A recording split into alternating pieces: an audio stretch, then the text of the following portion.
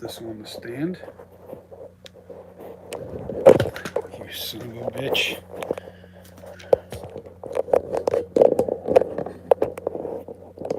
There we go.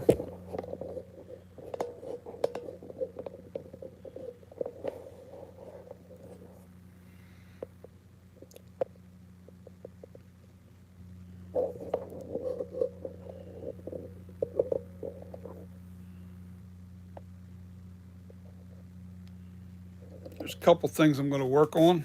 First, I'm going to get my YouTube channel up.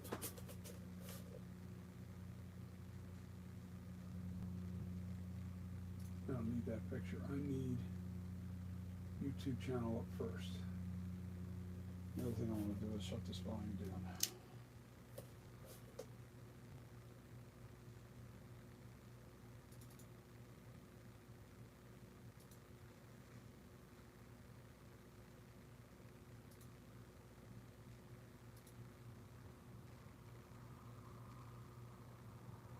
Come on.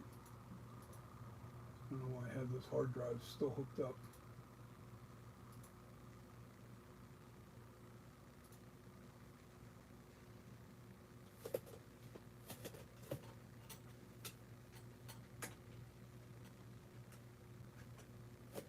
Really?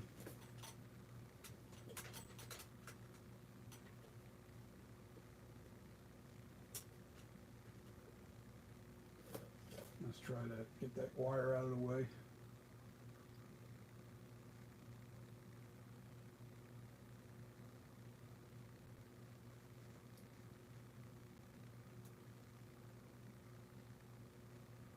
Now we need a picture that I can work with here. We're fixing the nose and the top of the head.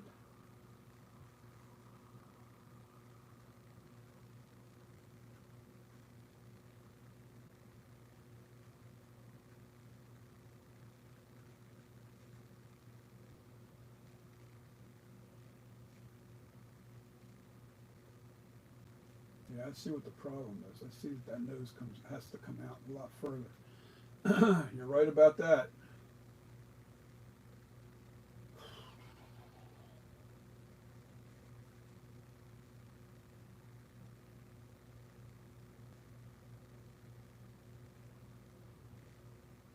The other thing I need to do is work on the eye cuts a little bit better.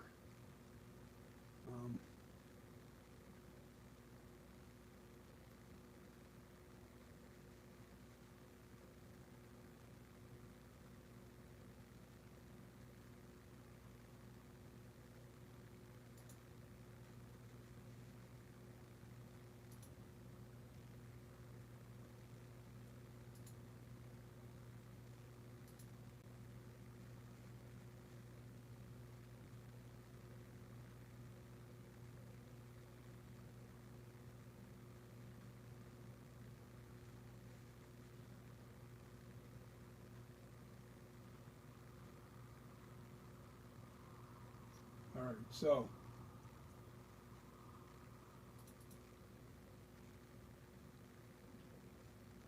I thought I had better pictures of this sculpture.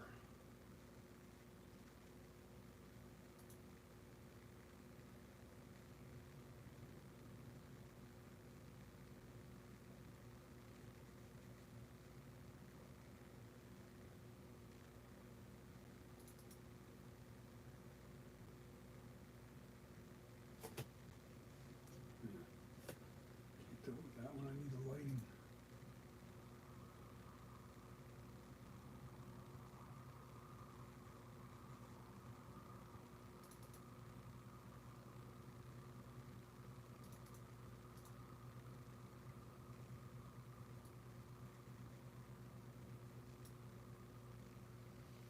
Yeah.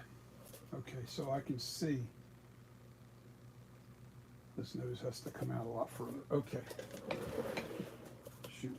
You know what? I need to warm up my clay. I'll be right back.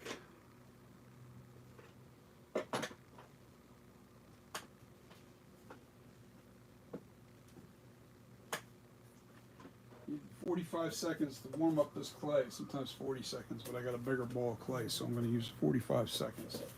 I'll be back in 50 seconds.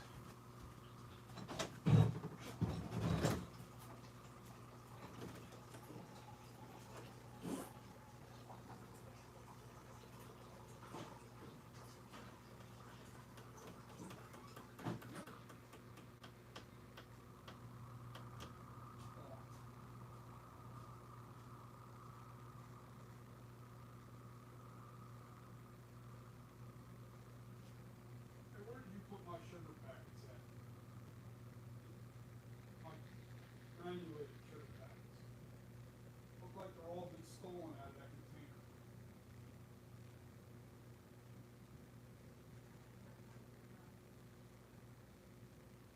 I know one thing, they're not in there. That was all filled with them and now they're gone. The black container that was over here, open that up. Show me how many are in there. I have sugar in the wrong one. If that's what you're talking about. Yeah, did you take it out of those containers? I'm getting tired of this shit. I'll tell you that, man. Fucking people need to start buying their own shit. I have my bag of sugar. Somebody's using it. Yeah, it's gone. Well, unless Angela used it. Somebody needs to stop using our shit. Excuse my language, folks. I'm back. Okay, who's on, if anybody? All right, hold on. I got to close out this one picture because I'm using this for now.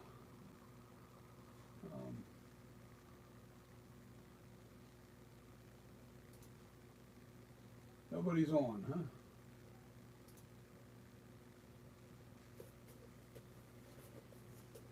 Yeah, that bridge has to come up higher. This has to be straight, or this has to come out further. The bridge of the nose. It's too flat in this area, right in here. It goes back too far. So, got nice soft clay now. Work with it. Anybody on?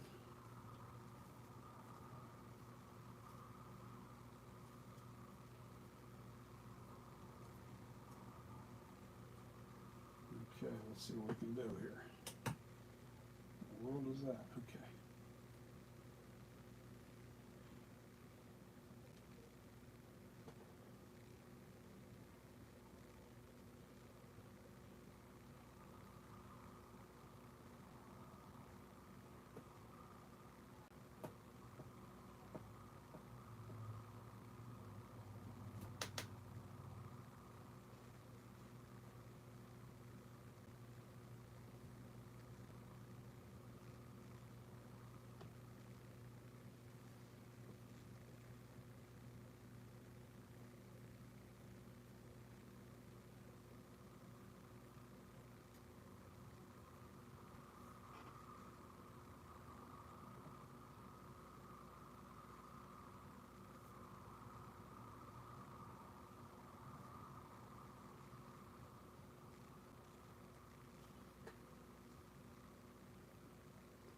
Let me take a look at this from the side now.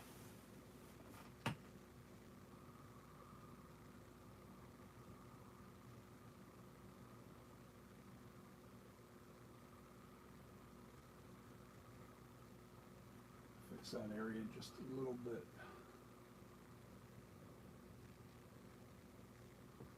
Take out the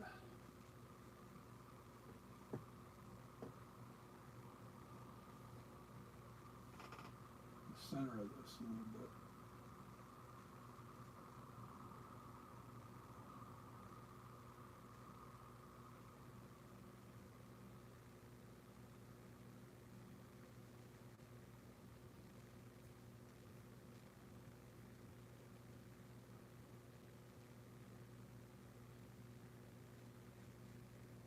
That's a little straighter, okay.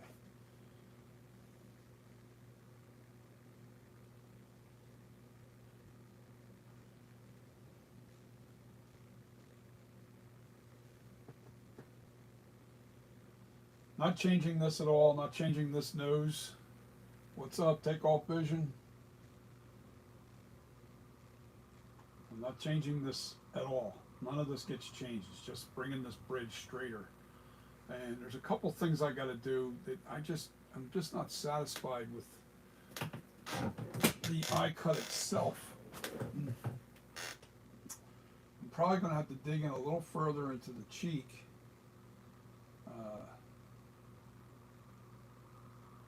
And I got to bring this eye cut lower. And this here, it's too slanted right in that direction, right here. Too slanted right there. Hold on, I can see your text. Takeoff vision, put your caps lock on for me. Oh, Pipe Master, what's happening, buddy? Can't wait till you get down here at some point this summer, man. You got to get it here. I'm fixing this nose. The nose needed more, it needs to stand out further. When I was looking at those pictures, I could see that my nose was caved in too far into the face, which made the face look like it was inward like this. And that was definitely not the case. There's a lot of things that they're still not right on this thing. I just have to, keep going until I get it right.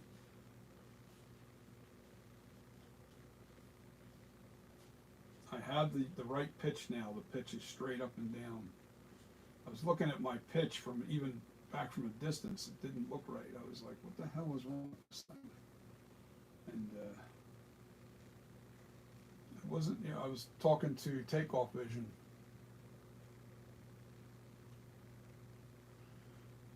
They're on the money. Now it needs to go back just a little bit more over here, just a touch more. It has to equal in here.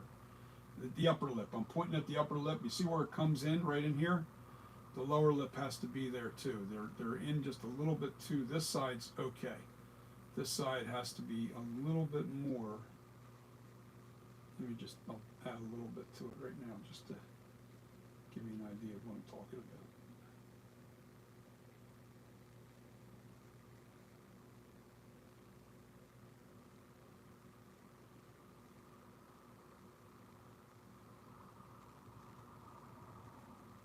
I'm adding little crumbs of clay here. That's the way you approach this. You don't add too much, because if you add too much, you'll spend hours and hours trying to fix it. See what I'm doing? I'm sneaking into it. Now I'll be able to smooth that out with no problem. But I want to go in just a little bit further. I'm using, little tiny pieces of clay here. Just need to bring it in a little bit more.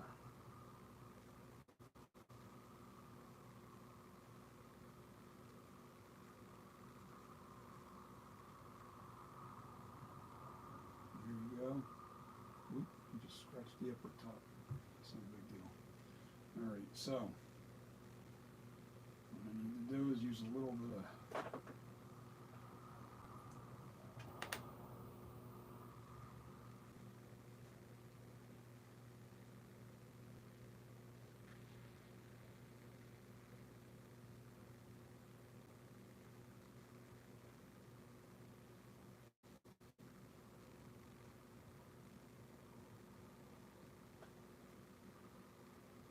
just a touch. Now I'm gonna fix this underneath it here a little bit. Not much. And this is melted clay, so it's soft, so I can really manipulate it really well.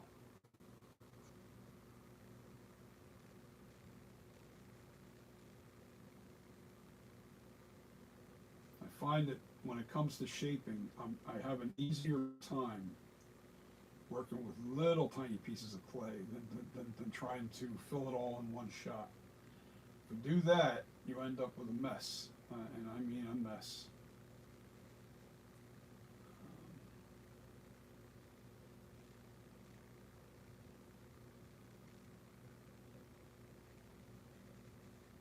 Staying with that line right here. Staying with that line. Have to keep working it in. There you go. See what I just did there? I tucked it into the face. And now,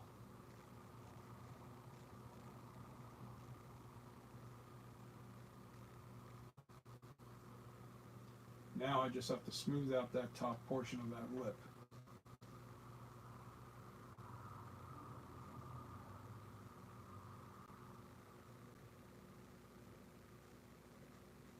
Very subtle, not a lot.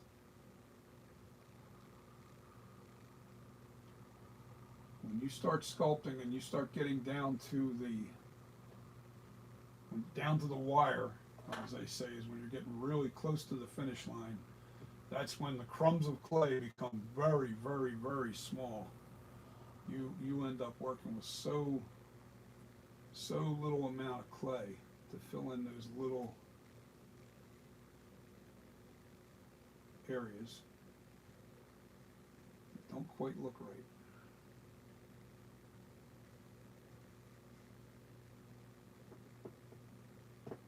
The other problem, well, I don't want to say problem, but when you're working with real softened up clay like this, you really want to push it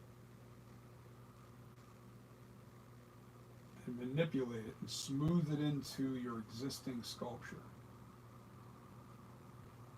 Because otherwise you're going to end up with lumps, clumps, and you don't want that.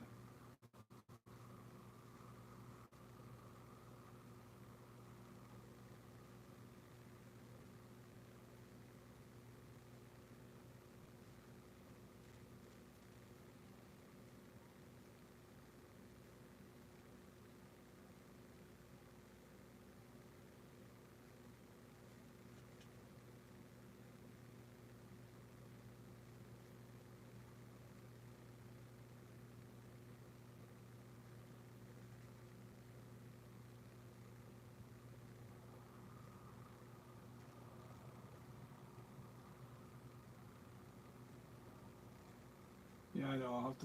I'll put the lines back into the forehead.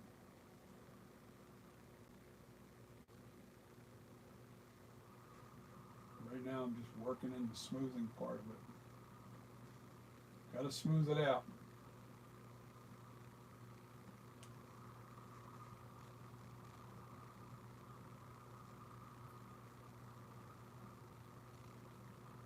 Got that bump still, and I got to make sure the bumps is a little bit higher now because I had to bring out this bridge further.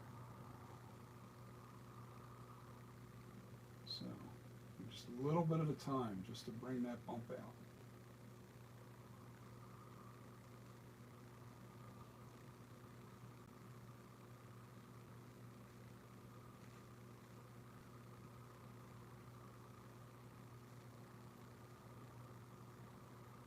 Bump's kind of there on the side. I just need to bring it back up higher because I had to raise the bridge of the nose is out further now. So I have to bring that bump out and smooth it in the way it's supposed to look.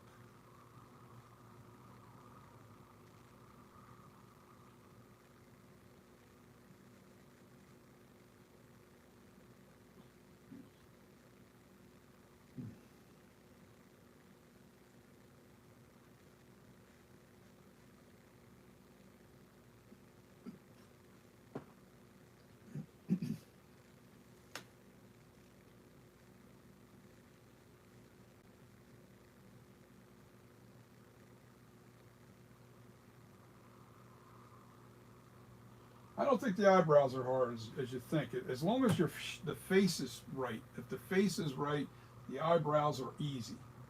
If the face is wrong, the eyebrows are a nightmare.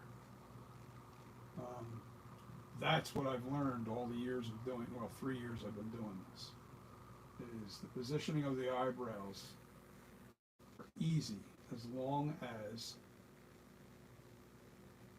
your sculpture is right.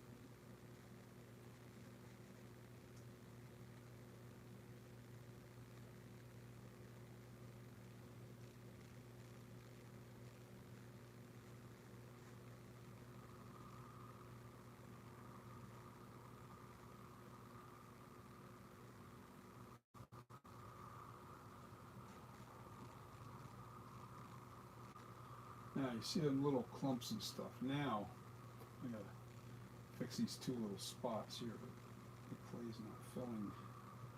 And when I say two little tiny spots, I mean two little crumbs of clay, just to fill those little holes.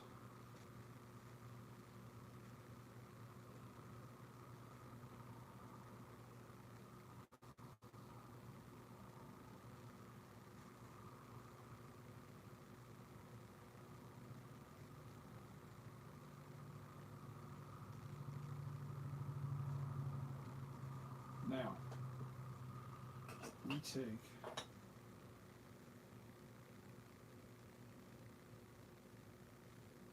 just get all these little rough shapes out of here.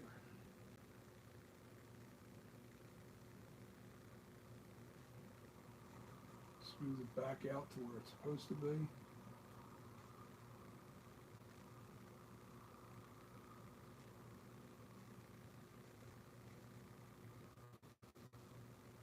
I'm going to have to bring the nose, this nose up a little higher.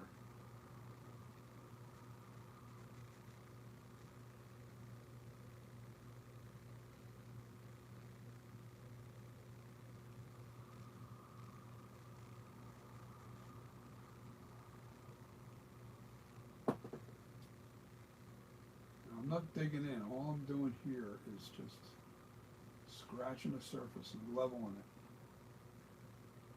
Taking out the little high spots and bringing it down to the low spots.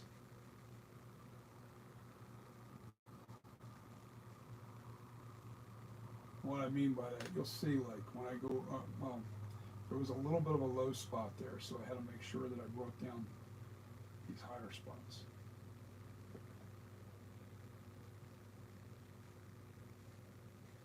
You'll see a little shiny spot. See, there's a low spot right there. So what I have to do is I got to keep going across this until the high spots are down even with it. There it goes.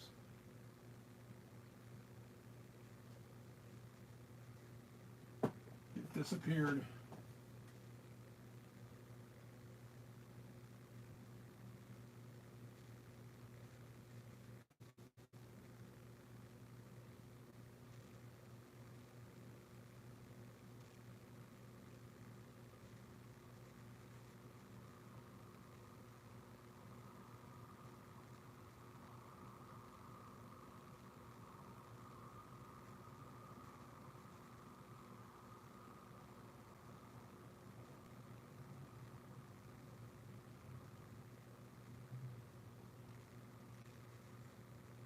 Yeah, I'm going to have to raise the nostrils just a touch more higher.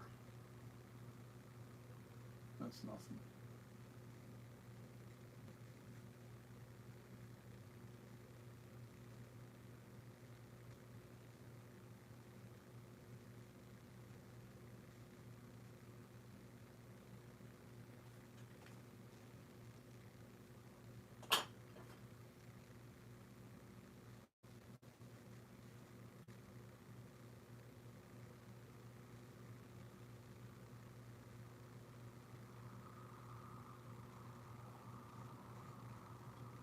The distance of the nose is perfect. From here to the face is perfect. It's up here that was giving me the problem. I wasn't really studying it that hard.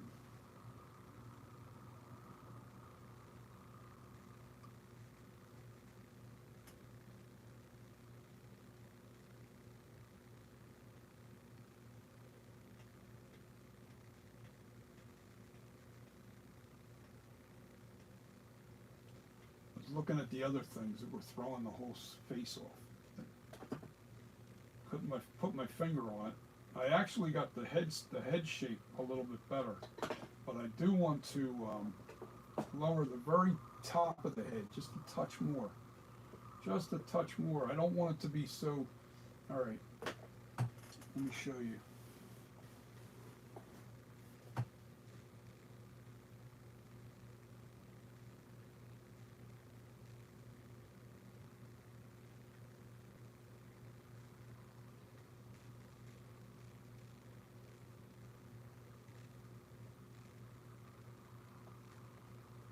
Now I gotta get all those little lines and crap out of there.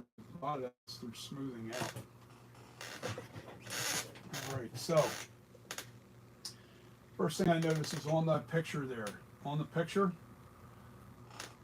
the nose flare has to come up higher. It has to come up here and it has to go up into here. So I just take this little piece of clay before it gets too hard.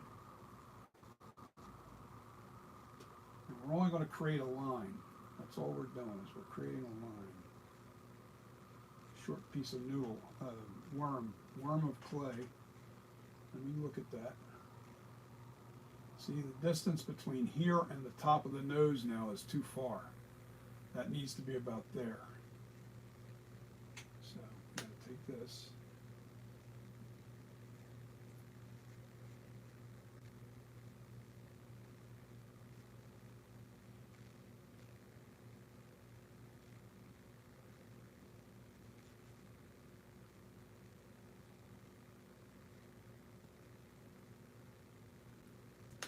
All I'm doing is I'm going to bring this in.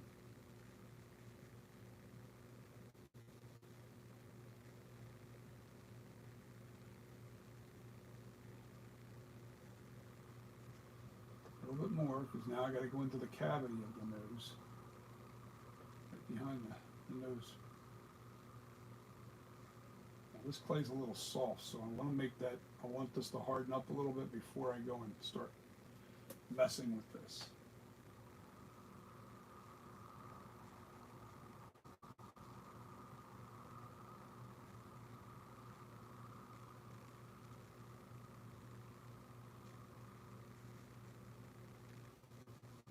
Alright, the other thing I got to do now is I got to round this in. I got to put a little more clay in there to get it so it's rounder. Too much clay. A little less. Always work less, not a lot.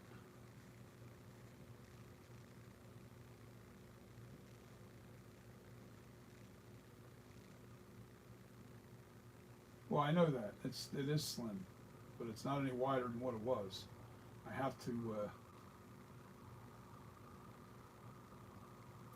it's slim.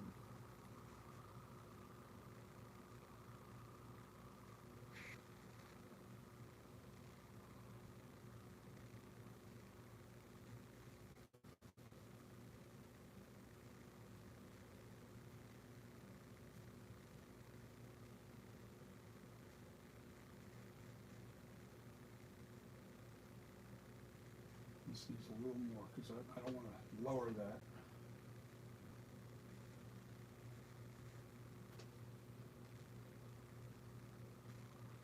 So once I start cutting into this, I don't want to bring it down too far.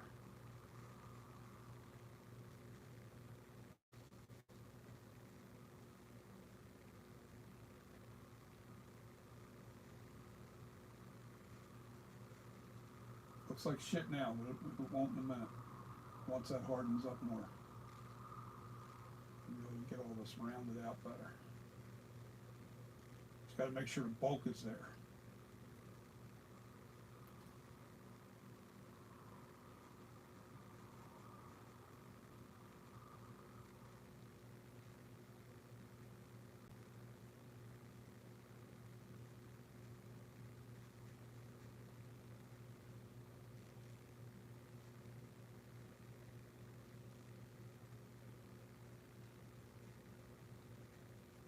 See, that shape is not round. It needs to be round. So I dig this out here until it's rounded and brought into it. But now the height is right, from the flare out to the top of the nose. Look on the picture. I'm looking at this distance right here, between the top of the nose here and to the tip of the nose. It was way down here. That was not accurate. And I got to do the same thing to the other side, but I can do that without a picture. I'm just going to match what I had.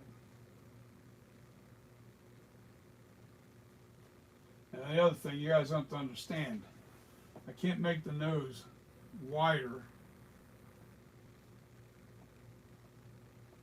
I make it wide up here and it's still narrow in here. I gotta sculpt all that out, and I'm like, I'm not doing all that. I'm not doing all that. And As a matter of fact, that's not how that picture is anyway, so. Okay, so we need to make a worm. Pick my poison, where I'm going. That's too high.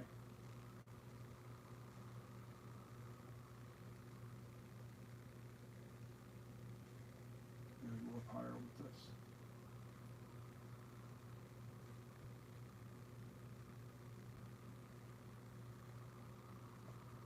Now, what I'm going to do here is, instead of doing it the way I did it before, where I smoothed it in right away, I'm going to fill the void. I'm not trying to widen my nose flare outs, I'm just trying to bring a little more height on them.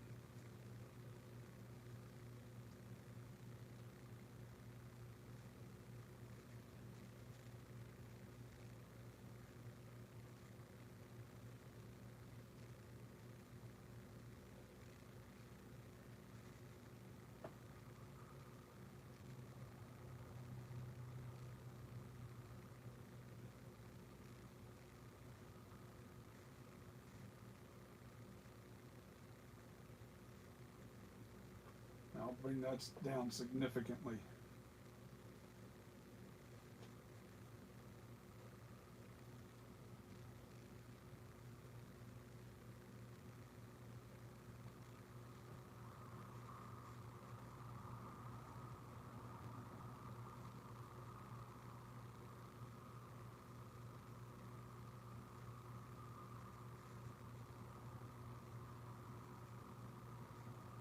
Can't do that until I get the, I see something here, this is all, there's a big cavity there.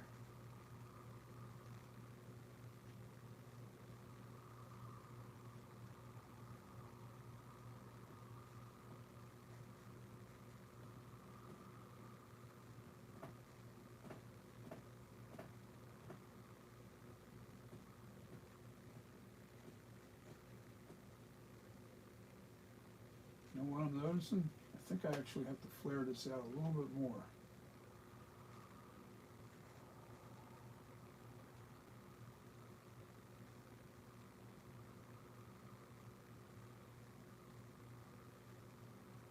And that kind of gives you the illusion.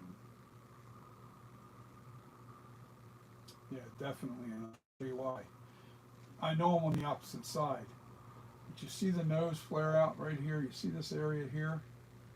Take a gander on, when you look up into this area, the face is almost even with that nose dent right there. So that means you got to bring in some more clay right in here.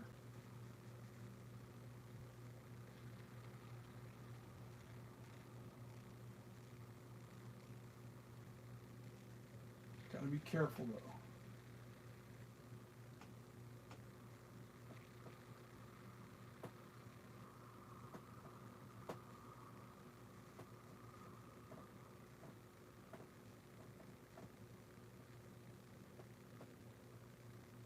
Overdo it. Is that yet? Is that right there yet? Almost.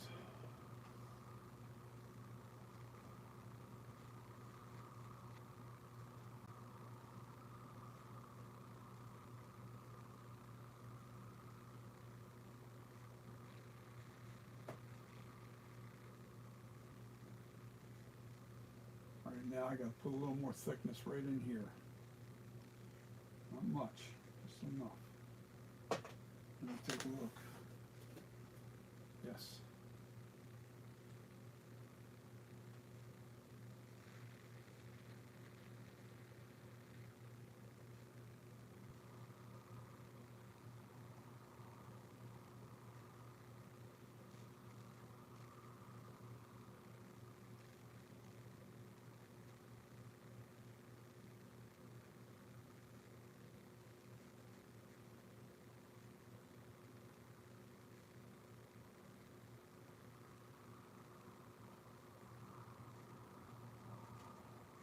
Oh my God, yeah, that made a difference. Made the nose look a little wider too.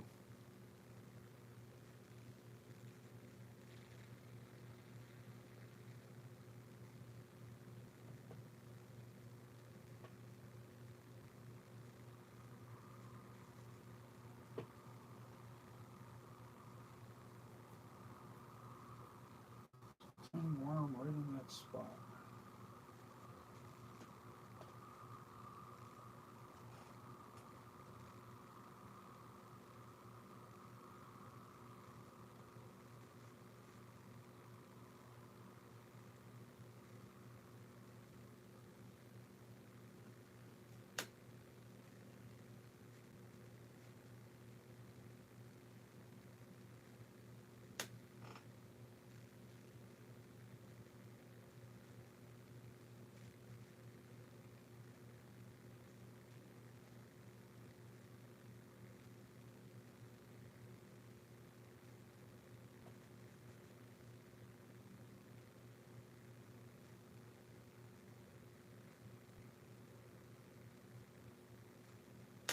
Okay. Now I gotta do the other side.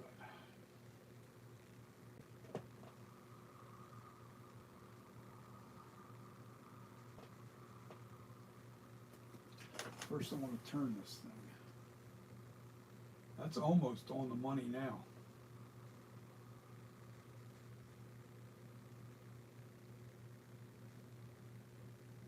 Just a little bit right in here.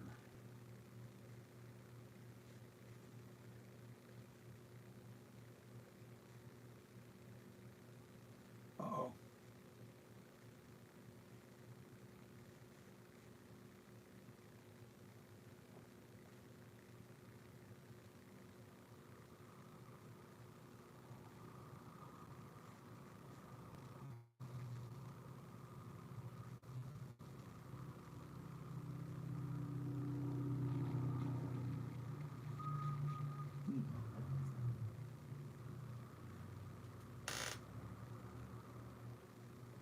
There's a little bit of a bulge right here on this, on the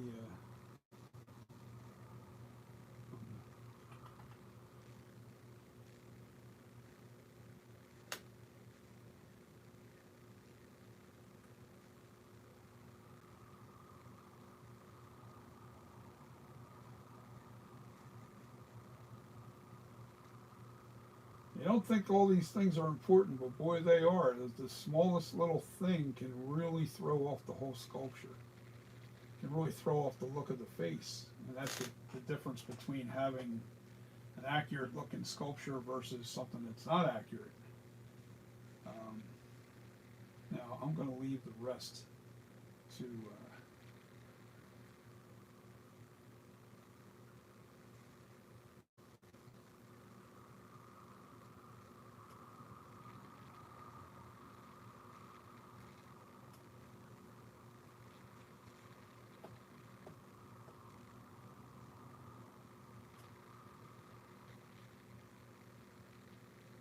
rest I have to shape into the nose. But this all gets cut away somewhat. Yeah, I'll show you because it's now getting hard enough to where I can do it. All right, so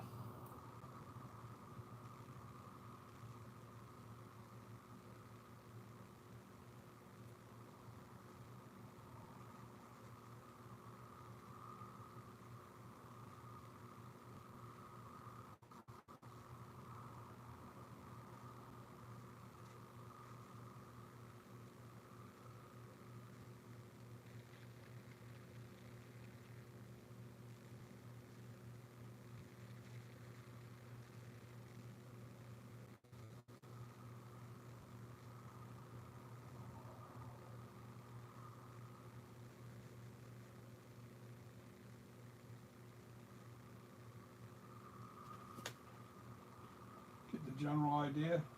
You got to remember, into this area here, it kind of smooths out to where there's nothing there. There's no line, no definitive line.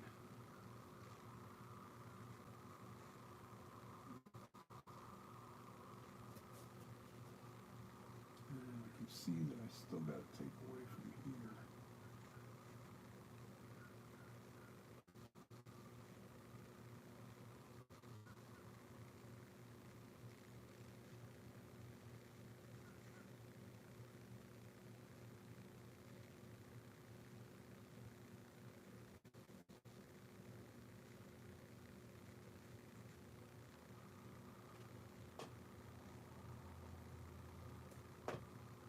Hold on, let me see what you guys are writing here, because you're getting way ahead of me here.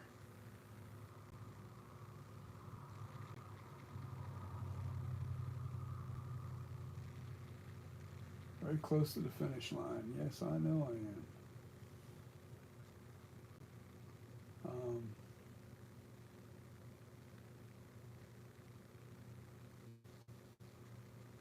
Well, there's no eyebrow yet, so you have to. And once again, I keep pointing out to you guys. Hello there. What is that? Skeleton Boy? Is that Skeleton Boy? Is that what that is?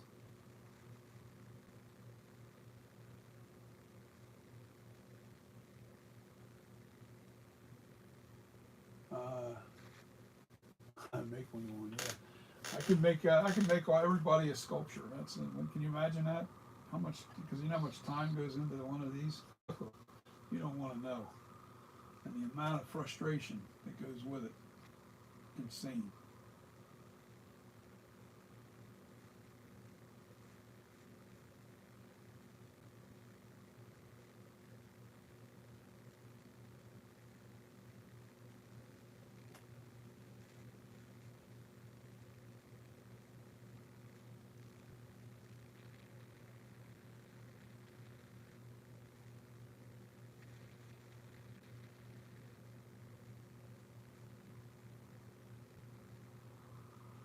You know, the hard part, and I keep trying to tell you guys, when you're seeing things in 2 dimensionals compared to where I'm seeing this in 3 dimensionals, I can actually see where the problems are. And I can tell you right now, one of the things that's really eating at me is right in here. Yeah, see, that's sticking up. Okay.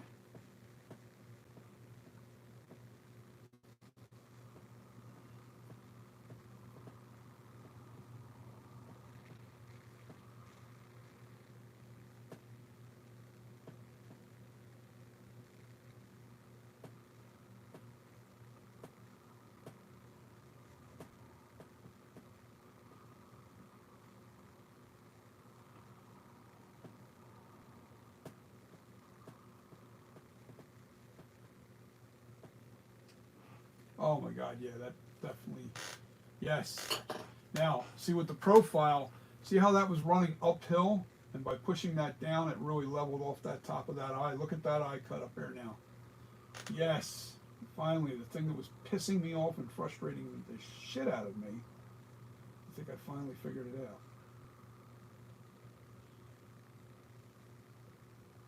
out. And it doesn't affect the eye cut on the inside at all. It was right up in this area that was giving me the frustration. And I have to look at the other side because I think the other side's doing the same thing to me.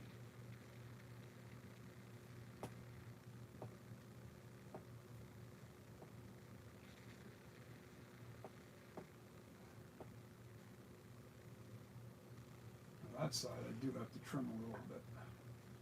When I push down, I knocked out the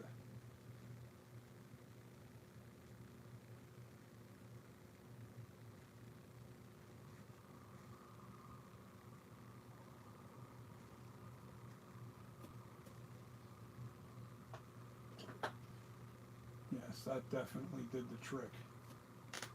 Now the problem is I got to smooth this in. And then I'm going to work on the head.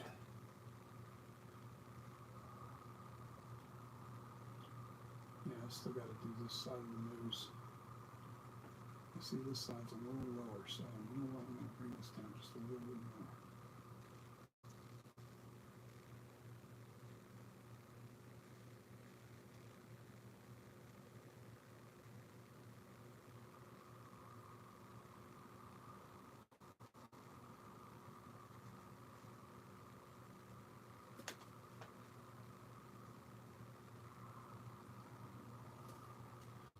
I gotta tell you, noses are not easy. They're very difficult to do, guys. Noses are very, very difficult. If you really don't know, or if you've never done a nose, the nose can be really tough. And it's gonna work. All right, let me read your comments. Nah, Halloween 4 is out of my, out of my, out of my list of things to do. I don't like the Halloween 4, 5, 6, 7, 8. I don't even like. I don't like the Rob Zombie versions. Don't like that face. The eyebrows are too round for me. I don't like that rounded look. It makes it look like a clown. I'm a William Shatner all the way. Original mask. It has to look, or at least resemble. It's like this here. This doesn't exactly look exactly like the original William Shatner, but it has that look about it that gives you that Shatner look, and it's creepy. I don't like the other masks. I don't. I mean, they're personal preferences, and you probably saw the movie for the very first time. You probably saw Halloween 4 as your first movie. I get it. We all have our preferences, but as far as me sculpting, I got to get a straight on shot of the bridge because this looks a little too narrow in here, and I don't want to push on there because I don't want to lose the straightness of it.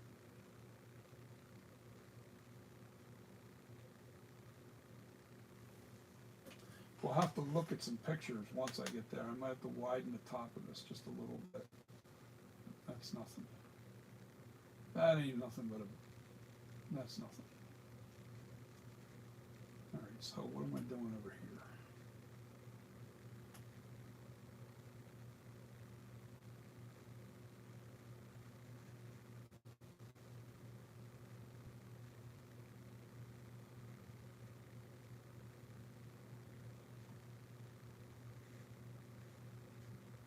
Bringing that in.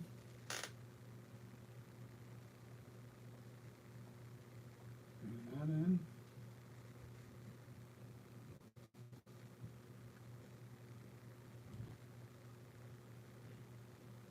Okay. Yeah, this thing's getting closer and closer, but it's not there yet, man. It's not. There's just something about it that sits not sitting well with me. And I'm not 100% sold on it yet.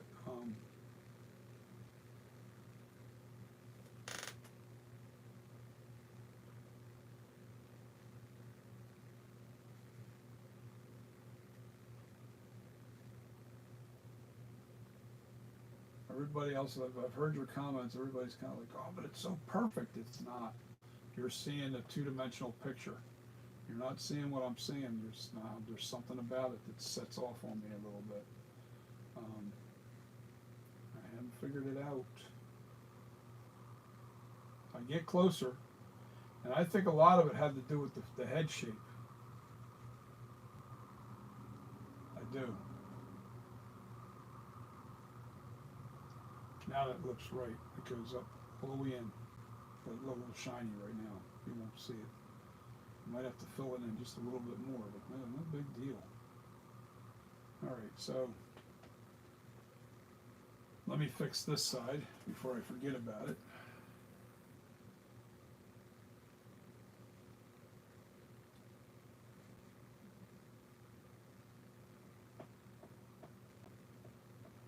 Biggest thing is this can't be oblong. This has to be round.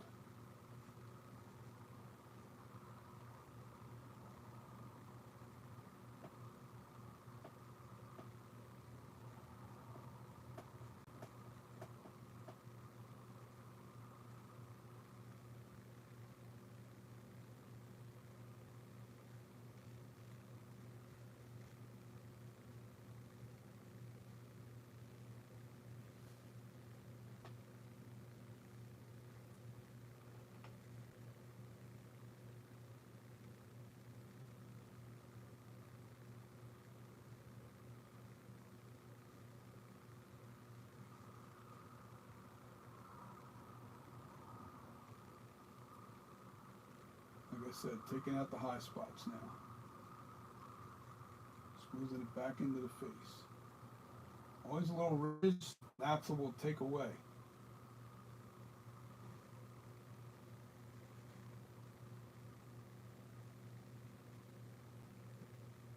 Am I doing naphtha tonight? No, I don't want to mess with naphtha tonight. I'm not going to do that. I'm gonna just work on getting closer.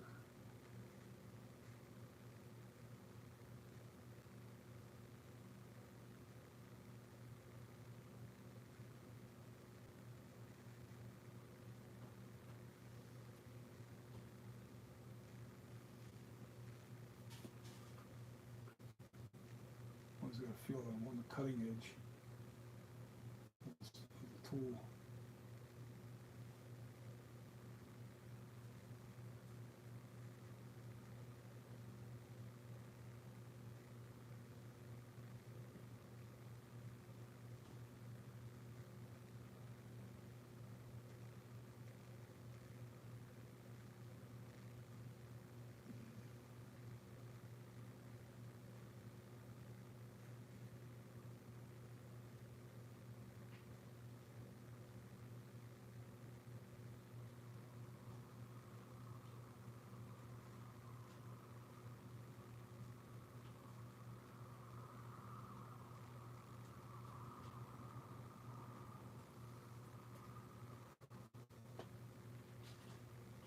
It's pretty awesome.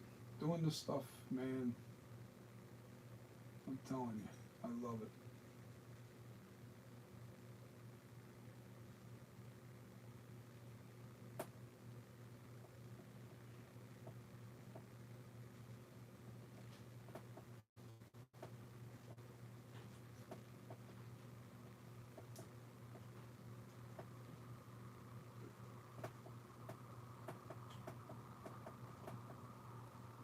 So by doing that, by rubbing this out like a little bit, it makes the clay shiny again, so I can see the imperfections of where the divots are and where the high and low spots are. And I can really focus on it and fix it.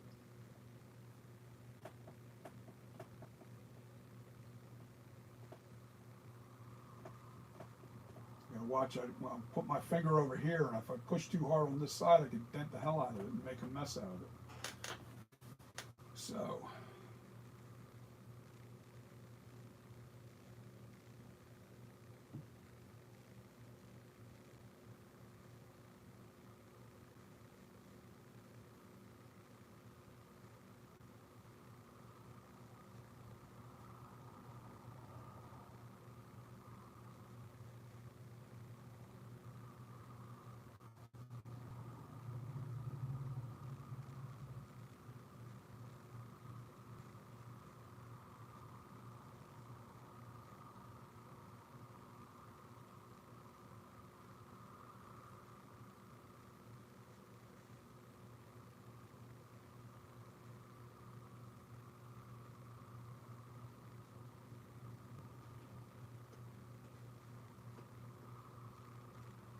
okay, another thing I want to do now, since I pretty much have the nose where I want it, now it's just a matter of smoothing it out.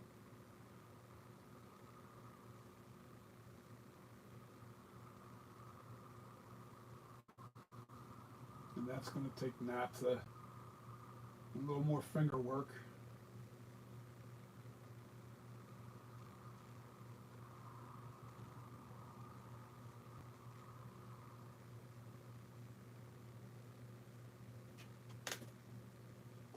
I think that thing's coming together, man. I think it is.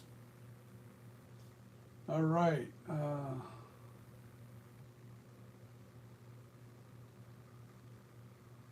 Take off vision of the mask looks money. It's getting there.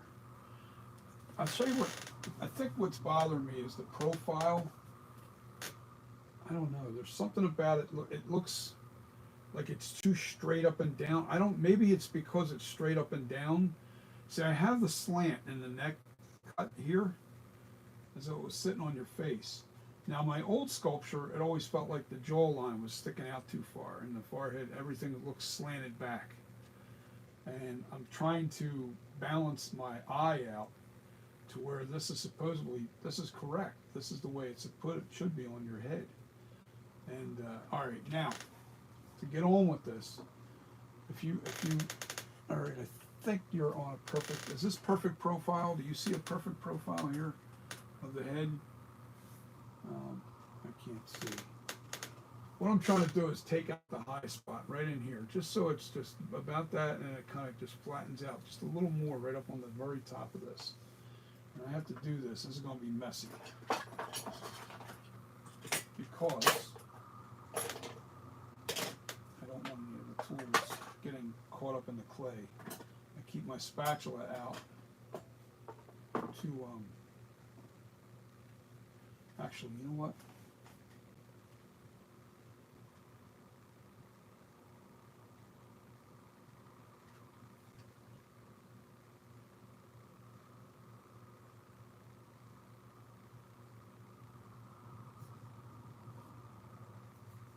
Such a little amount. It's not really a lot of clay there.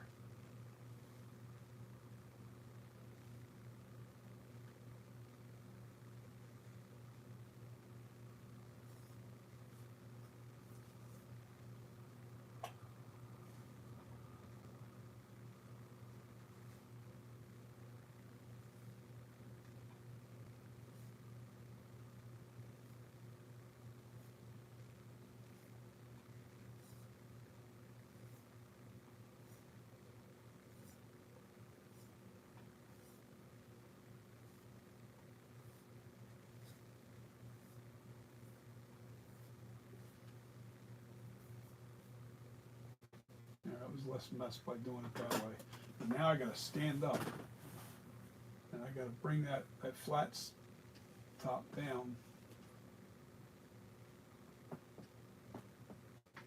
even.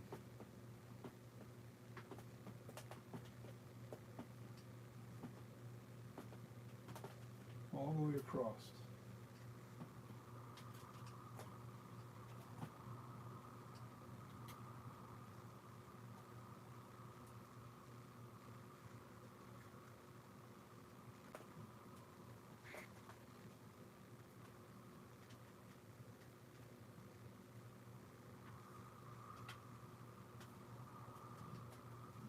Yeah, oh yeah. You see how my logo's going? Well, let me explain to what I had to do. To get the back of the head right, you see how like it's all shaped perfectly now? I had to put more clay back here. It was too flat back here. I actually fixed the shape of the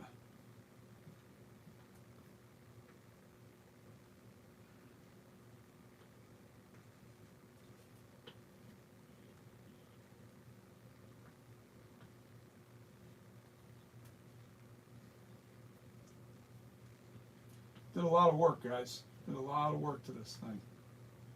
Off camera. It was time for me to focus on what I was trying to, like I had to start, I couldn't keep listening to everybody's suggestions because I'm seeing it in 3D, you're seeing it in 2D, and trust me, there's a big difference. There is a huge difference. It looks good, but seeing it in person, it looks even better.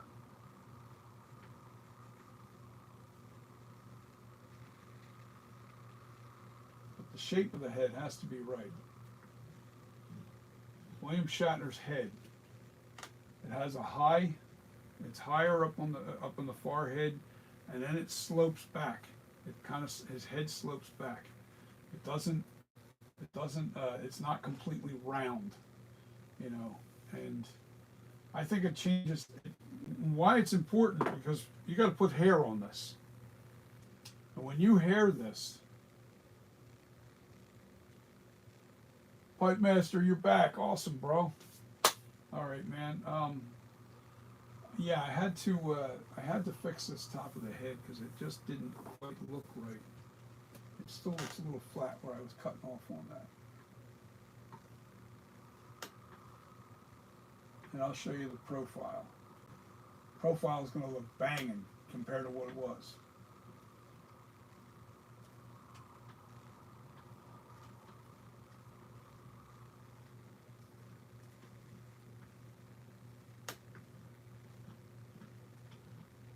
The head shape is so important, man. It really is.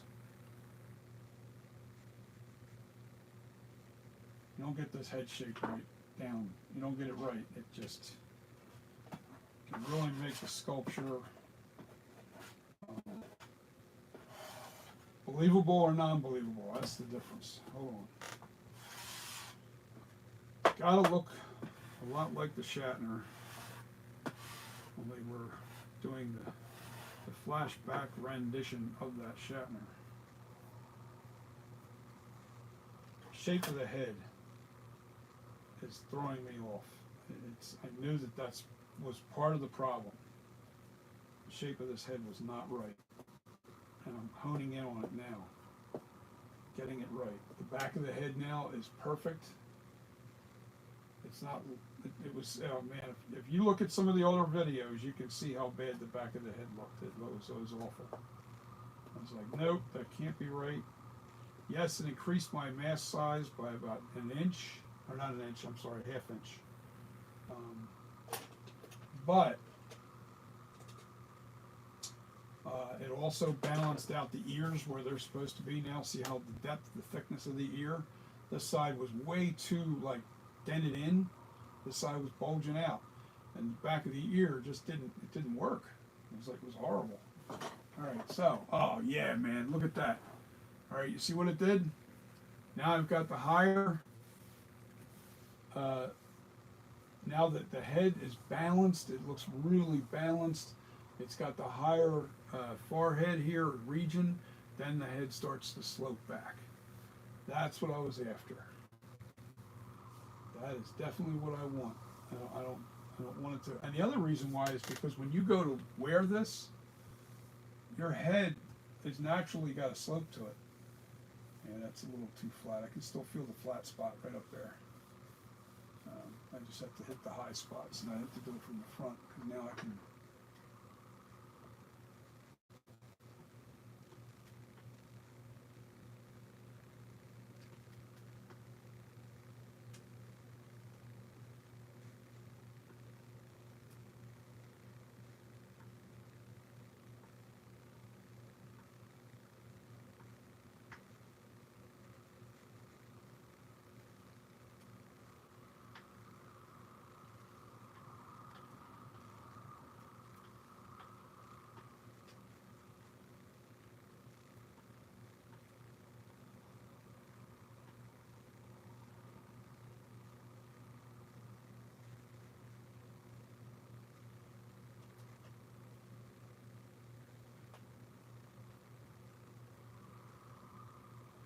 Boy, when you do this is a mess. Yeah,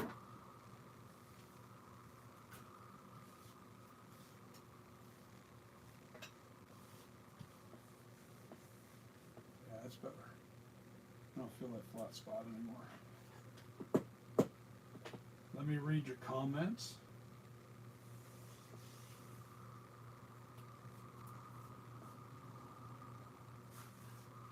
Yeah, I can't go by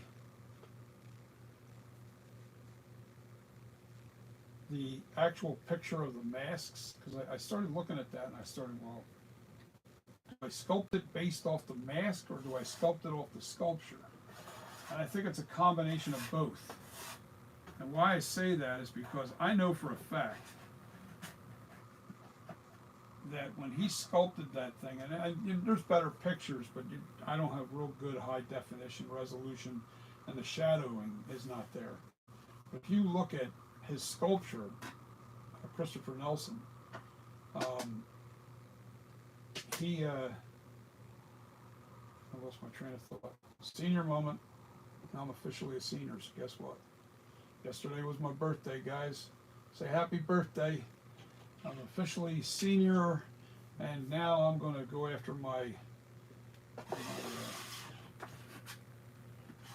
discounts. I want a senior discount. I'm trying to debate where I want to get that first discount. Where do I want to go there? Where do I want to go get my first discount?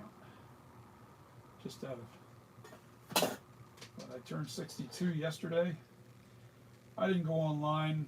I did, because I got so many people bomb me on Messenger with happy birthday, happy birthday. If I'd have responded to every individual person, I'd have been there all day just responding to happy birthdays. I appreciate the amount of people that have reached out. I do, but I did a video on Facebook and just thanked everybody for wishing me a happy birthday. It's just a far cry easier and less time consuming. But I waited till this morning, I think sometime this morning before I did it, because I wanted to make sure all the birthday wishes were in and done. And then I got some delayed happy birthdays, because people didn't know. Not everybody's going to know. Not everybody gets the notifications. And even if you do, it's kind of weird, you know? Now it's a matter of just smoothing out all these scribed lines. I made the neck more narrow, more rounded. It's not flat. It looks like it was bulging out on the sides. You know, this is, I'm sure that's how he envisioned making this sculpture. It wasn't supposed to be flat or had flat spots on it, or it had to be right. Got to get the head shape right. You can't do anything without the head shape being right.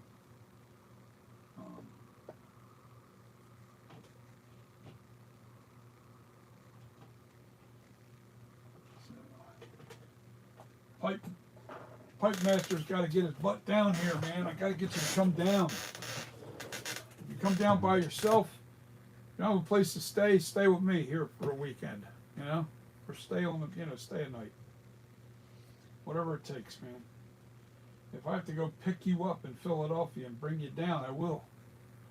Of course, I'm joking, and I know you got a family, you got a wife, you got kids, you got things you're doing, man. I get it. Trust me, I get it. I've been there. My kids are raised now. They're 30 years old, so I've done that time. It's a trying time because you work your ass off to raise a family. You really do. You know, between working a job and never get sleep, especially if your kids are real young. Never get sleep. But you're dedicated, man. It's a dedication that we're lucky to have. Because what else is there in life? When you have kids, I'm a firm believer in raising a family and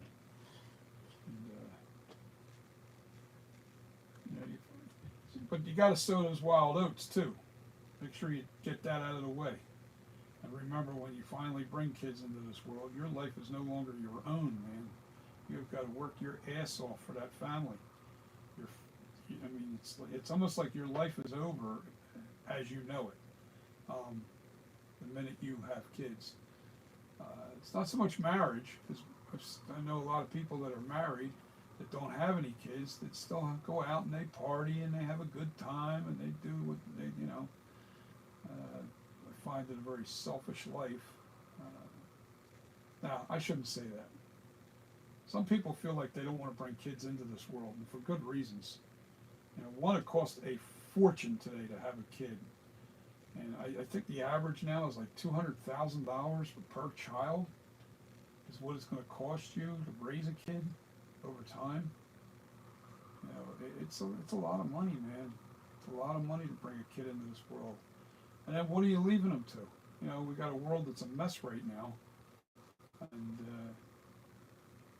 what are you giving them?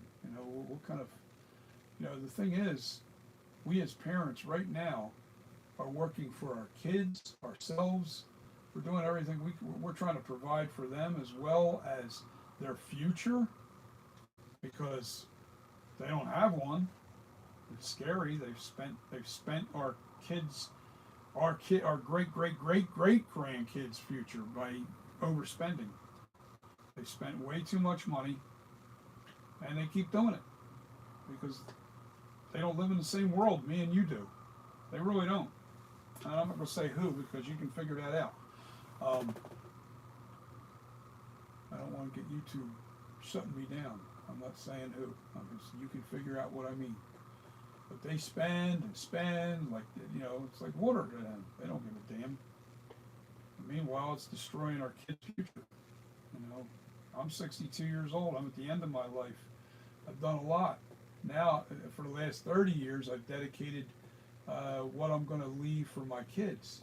What am I going to do for my kids? My wife is a pharmacist, pretty much. She's the breadwinner. I do okay. She's been the breadwinner. It is what it is. I dedicated raising. I was kind of like a Mr. Mom. Some guys won't respect that. I get it, because you're out there working your ass off as a plumber, as an electrician. I get all that. I've been a disc jockey. I've been kind of lucky, blessed. I didn't work. I shouldn't say that, because I came from a poor family, and I worked since I was 9 years old, and I worked hard as a young man. But I worked hard so I didn't have to work hard when I was older, and that was my goal, and I achieved that.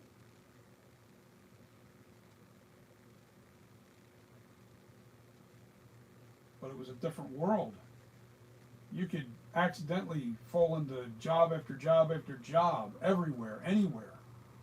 I never had a struggle to get a job. I can't believe the way it is today. Today, you got to go online. There is no personal interview. I'm just seeing the way it is. It's just like, they never sit down with you. It's like, okay, who's next on the paper? Who's Joe so-and-so that's going to get this job over the other guy? When they never meet you, you could have the best paperwork in the world, but you got the personality of a brick wall, and some other person gets that job that really doesn't have a good enough personality for that job. Like I'm a people person. I'd be good in sales. I'd be good in like different things. I don't like salesman work.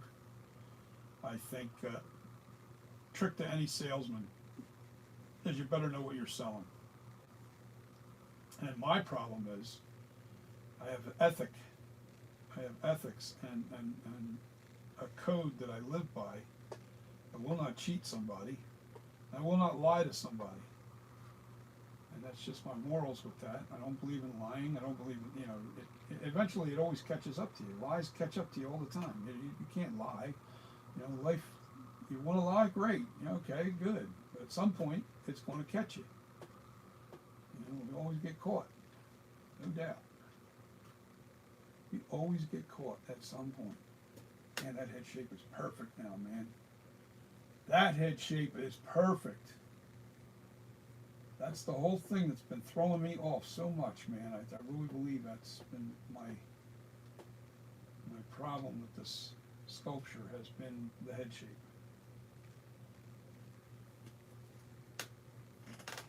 I still got a lot to do underneath this neck area, I know that, and I still got some work to do on the face.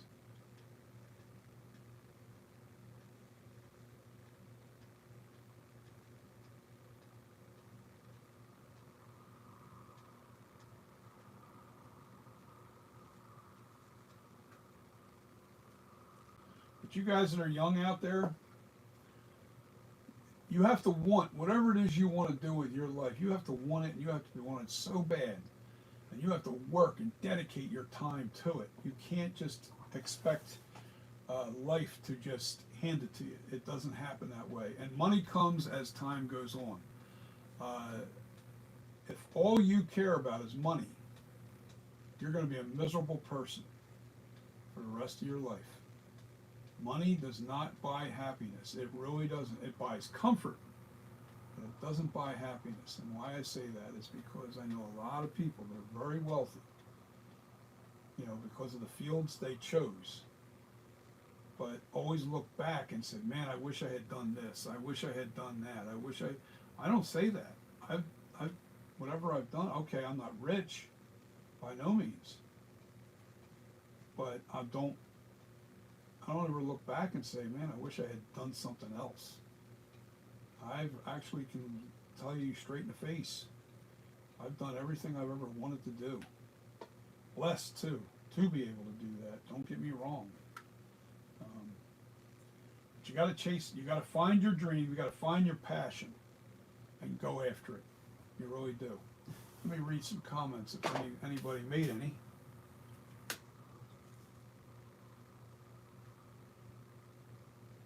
Pipe Master, I can't wait till you do, man. I like you, man. I really do like you as a person, as a friend. I just think you're a cool dude. I do. Pipe Master, if you meet Pipe Master in person, man, he's a cool dude. He's definitely a cool dude. And you know, it's a shame.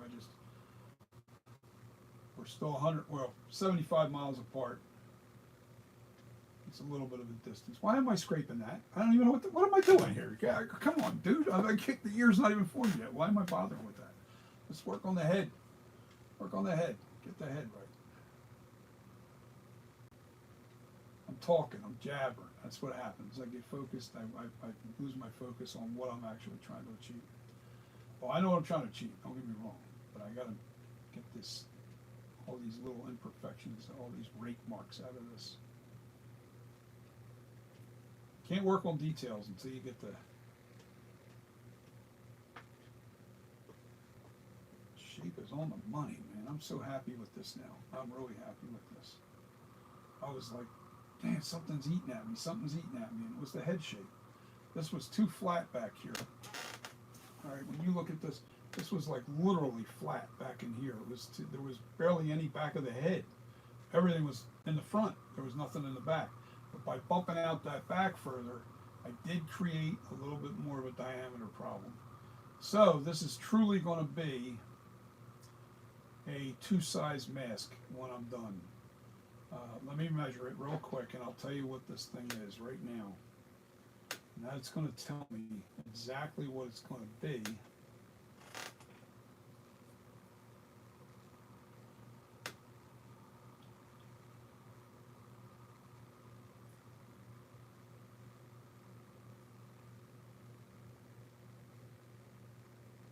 All right, so it's 27 3/4. So this will make a 25 3/4 and a 20. No, wait a minute, am I wrong? Let me see. 25 3/4. 1, 2, and a 23 3/4, which will be perfect for somebody that's got a smaller head. This will shrink down to a 25 3/4. So it's going to be fairly big. That large mask is going to be big. All right. But the smaller mask will be 23 3/4, almost 24-inch mask, which is perfect for a lot of people that have small heads. But this will have two sizes at least now. Before I was at 27 inches dead even. Problem is I don't say problem. You know what? I followed the armature. I put about 2 inches of clay on the front of this and 2 inches on the back of the head. But the armature wasn't, I don't know. Why would that be like that? I don't know. Maybe I added too much clay to the front? I don't know. But it's going to give me two masks. It's going to give me two versions of this.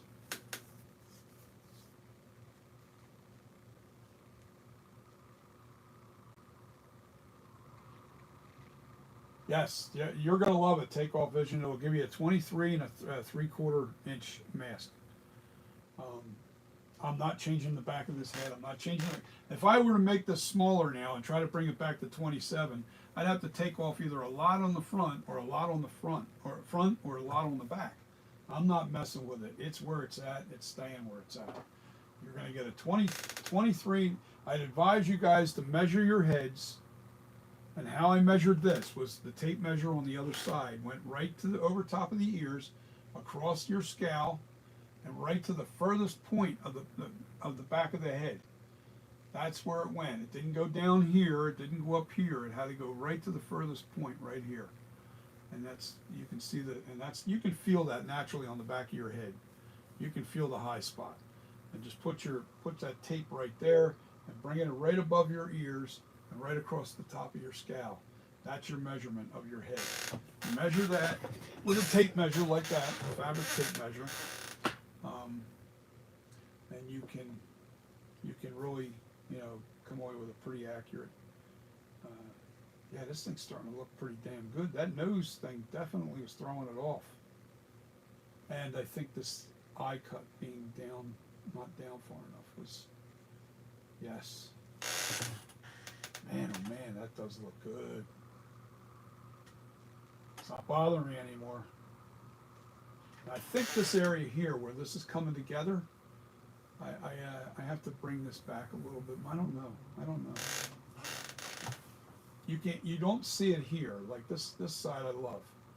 You see this and you see this and it goes off into nothing. This here, I don't want to see these two that high up onto the head. I got to bring them down just a touch. The cheek lines are right on the money now. Yeah, we got ourselves a sculpture here. We're on it now. I do have to dig this out, but I have to lower the light so I can see up underneath of that. You got to go all the way down. All right, now you guys can see that imperfection, I think. See it in here? I got to dig that out with a little help from my friends. A little help from my friends. My friends.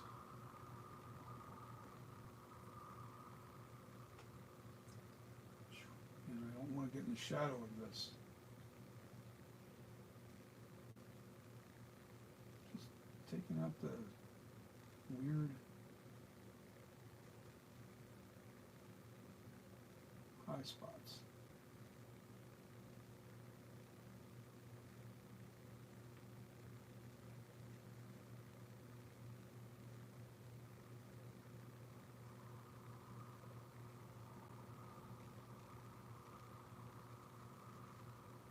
Oh yeah, man, that is it. That is where it's at.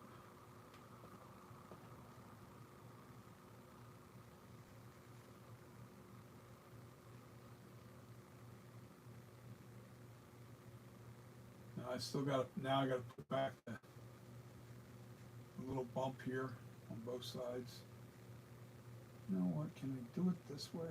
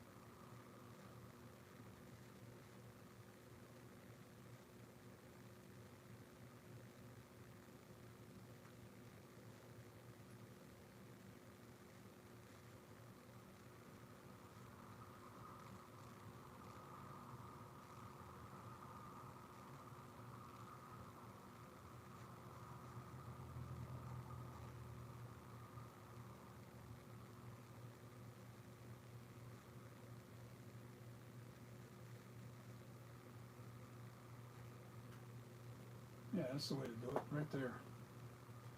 And I just gotta go this way with this.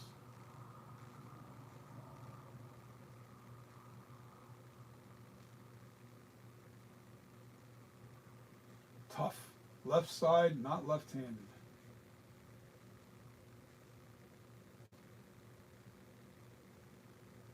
That's the hard part, when you start working with your left.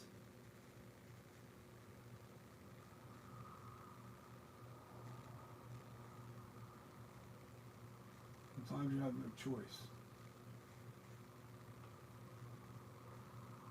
And you're right, I think the bridge is a little too narrow.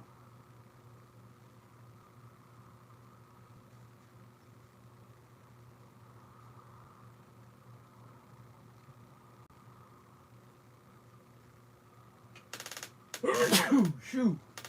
God bless. What the hell is that? piece of fabric or something. Now what I'm going to do here is I'm going to, let's,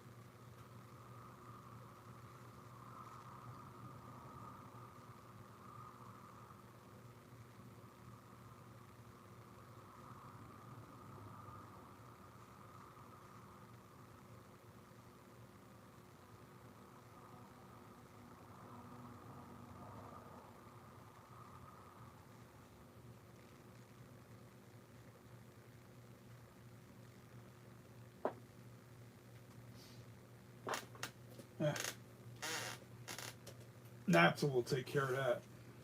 Oops, hold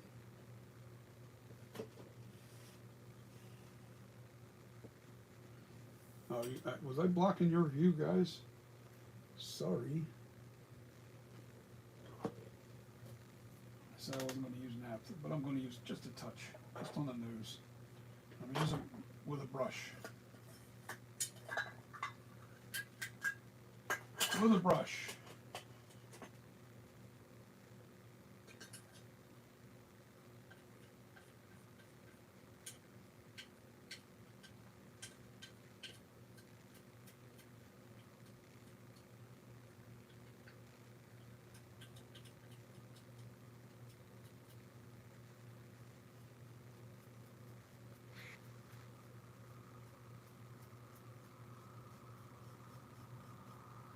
I don't like the way that looks. Well, we'll see.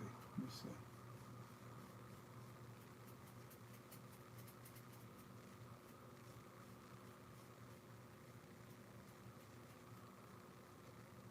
It looks too carved. Doesn't look natural. Well, maybe I can fake it. Let's see.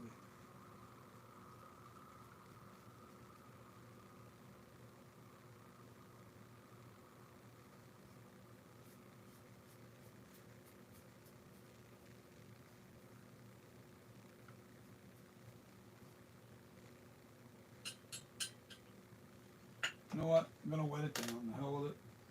Let's do it the right way, John. Stop trying to cheat. Stop trying to cheat.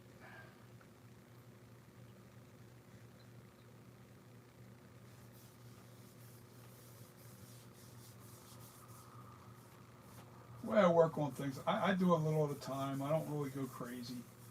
Um,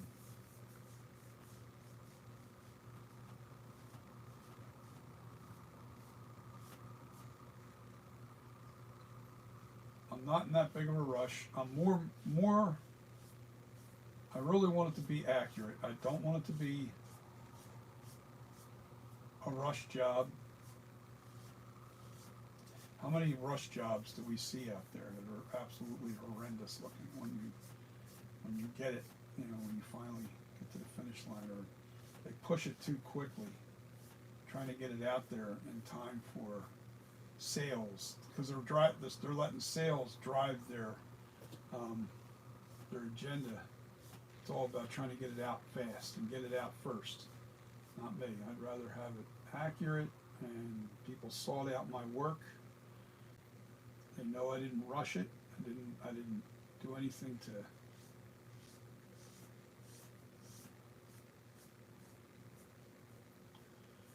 I just think that that's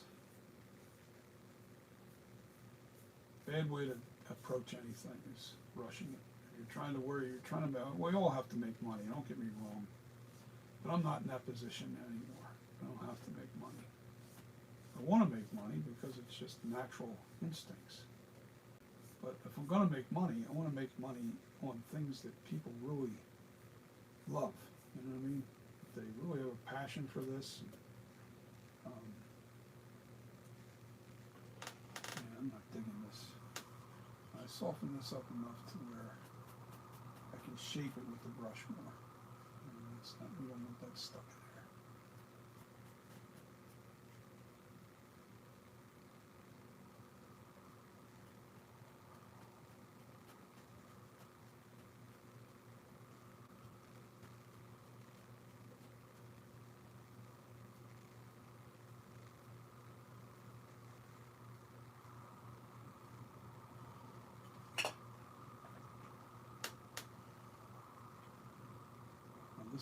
This texture brush is, the pad is,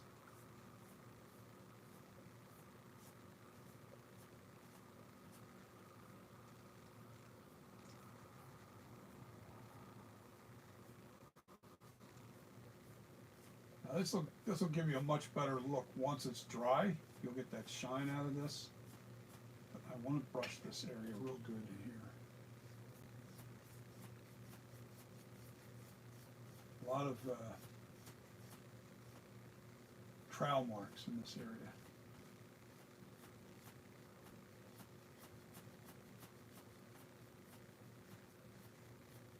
The trowel marks out.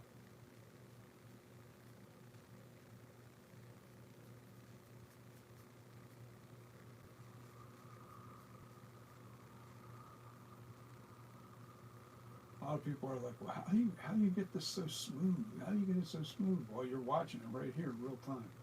That's how you get it smooth. And that's the secret, man. It really is.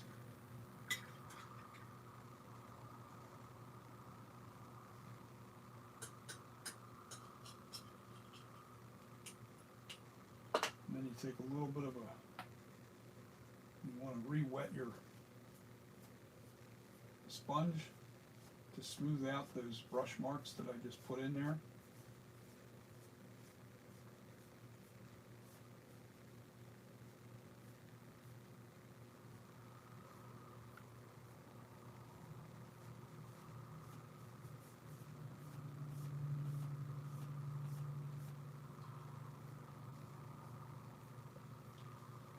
And you let that dry a few seconds. Use a different pad, use a different, a drier pad.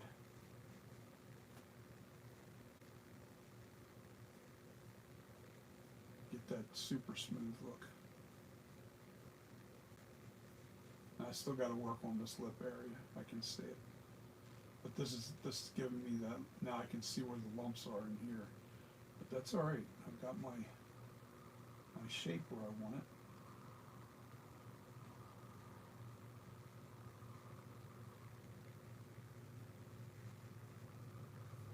Believe me, you saw me scribe that. You've seen how light I approached that whole thing.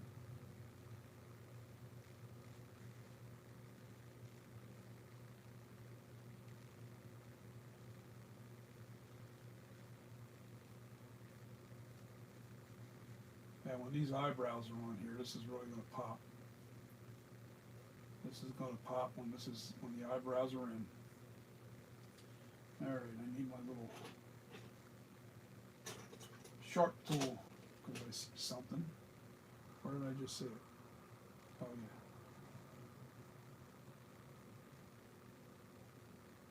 What the hell is that?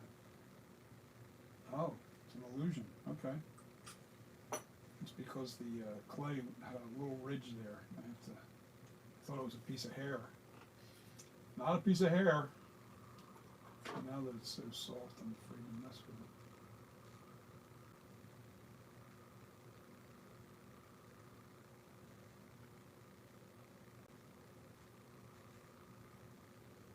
I saw this on an angle. Yeah, that's it right there.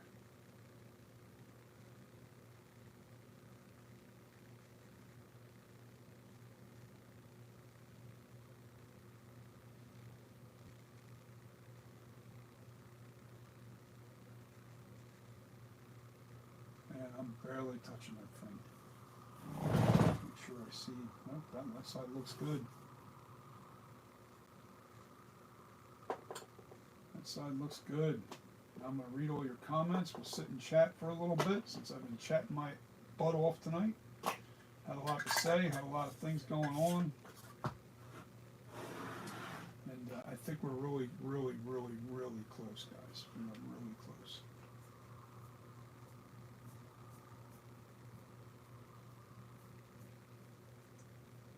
We are really close.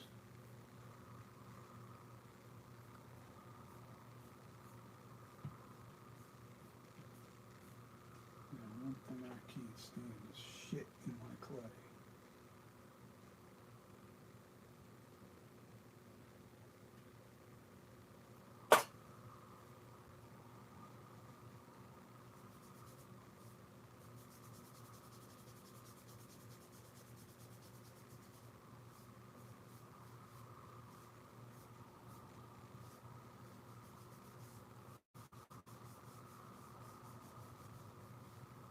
Next time you see this, you'll see that the head's all smoothed out. Maybe even put the ears on this bad boy.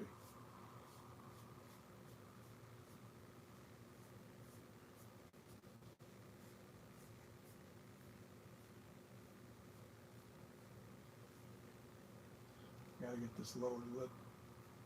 Lower lip's gotta be a little bit more perfected. I have these perfected now. You see that little crook that goes up? The lips are right on the money, man. They are really on the money. Now I got to dig in just a little bit further over here because it's not deep enough. But they're on the money. They really are.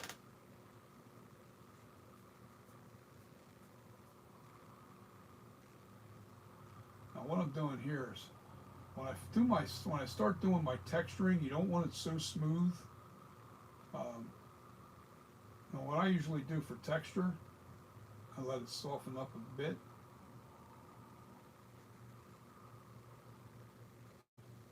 And you see this is texturing. When I texture that, see the little tiny little imperfections? That's texture. The reason why you want texture is because then the paint has something to grab to. Alright? The clay's a little too soft. How I usually do my texture right now, it's too soft. So we're not texturing right yet. Alright. So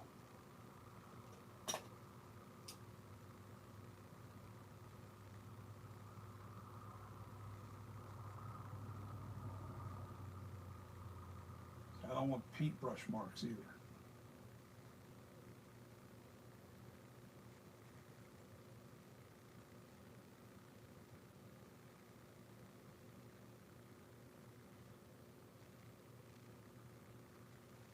Yeah, I'm really happy with this.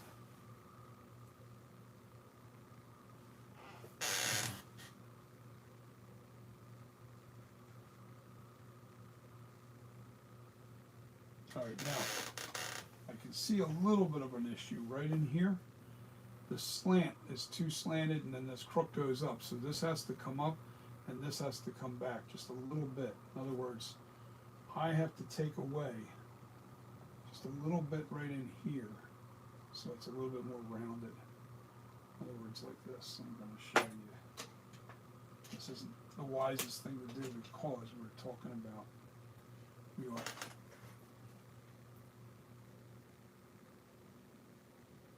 I want that slant, that slanted.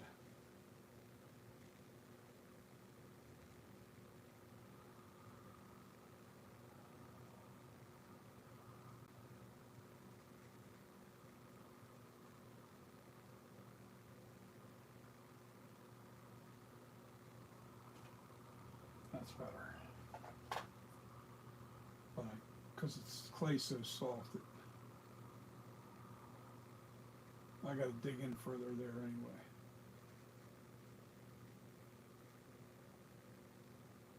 Not too deep, just a touch more. A touch more deep depth. And that's easy enough with the right tools. I don't know if I want to mess with this one, the clay being this soft. Alright, but I can't do it unless I'm in here.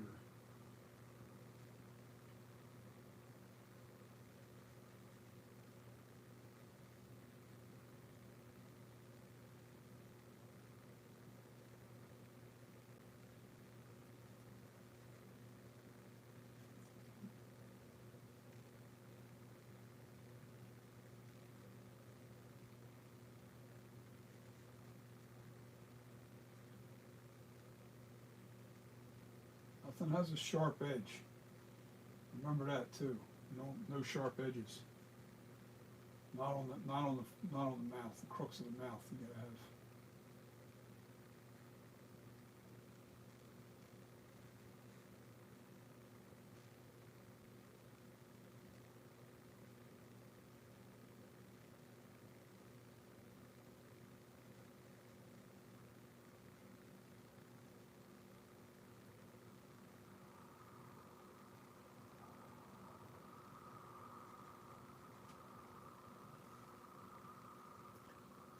Taking off just a touch too much right in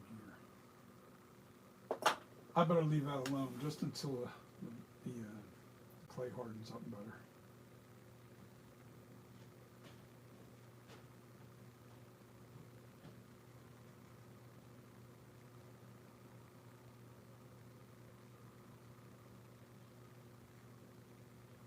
Gotta let that harden. All right, so let's talk about Takeoff Vision, how to roll. Yeah, I'm sorry. I didn't get to respond to him. So. Good night, Takeoff Vision. All right.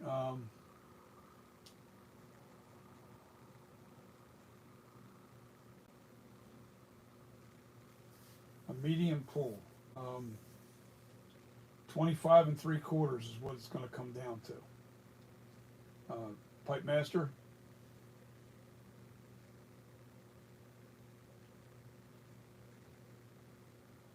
That'll be the smallest pull. Will be 23 3/4. Apparently, I wasn't aware of this, but the original 2018 mask was a 23-inch mask. It wasn't a 24. It was a 23-inch mask. The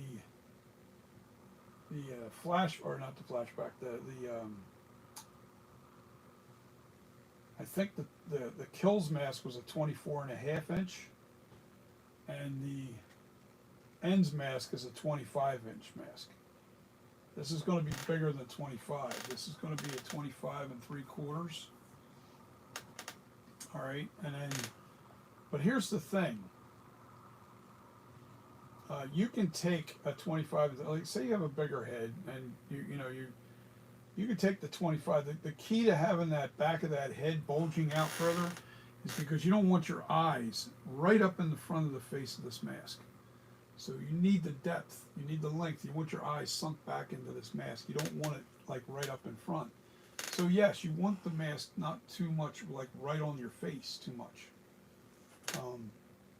It's key. It really is.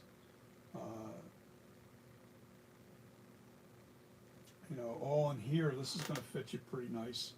It's when you get into the forehead, this is going to be sunk back. Your forehead will be a little bit, probably, if you've got a smaller head, probably that far back. But here's what you can do too. E6000 glue.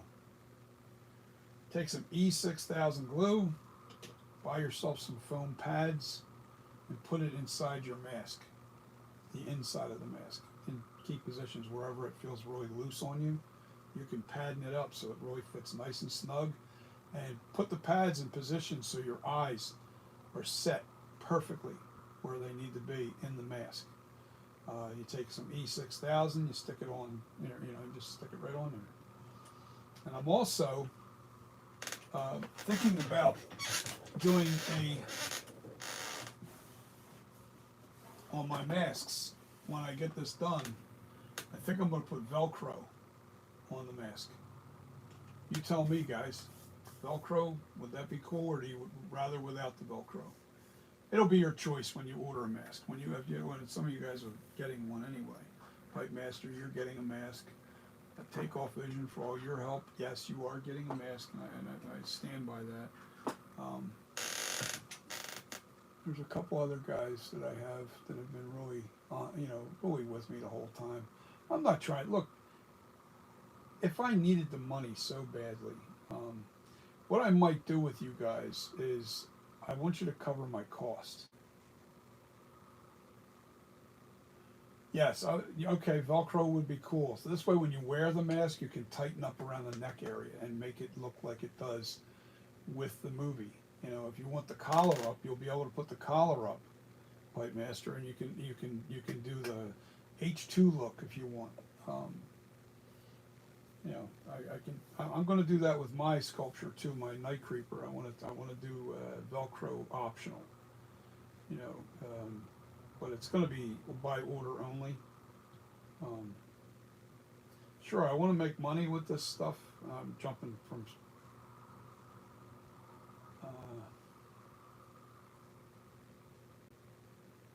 I want to make money with this. I do, but I don't have to get rich. I'm not trying to get rich off of these masks. I'm never going to do that anyway. Making a living is the key. You can make a living doing this. This is great. But look how perfect the back of that head is now. Look at that, man. Look at that. That is so awesome. It really is on the money. I have it lined up so you guys can see it perfectly. Yeah, I think I do. I have this picture in my way, so you can see the picture right here. That's in my way. You know what? I can close that because I'm done doing that. I'll close that picture so I can see what you're seeing.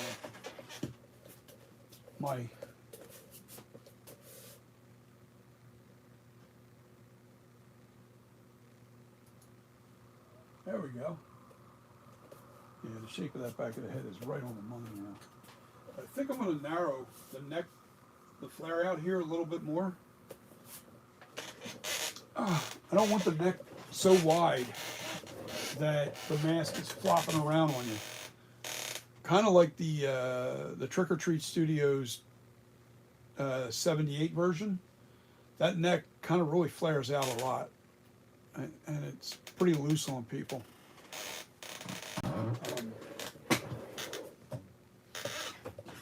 My Night Creeper, that neck flares out quite a bit. But I think I'll glue the Velcro on the inside of the mask. You tell me, guys, what do you think? Velcro on the inside of the mask, in other words, it'll be up inside, and so it's not on the outside. You don't want to see it on the outside. Put the Velcro on the inside, and then kind of pull it, That's what I'm thinking. This way you don't see it, but it can create an itchy situation. Could be itchy, I'm not really sure. Don't know. It'll be on your neck so you can pull it tight.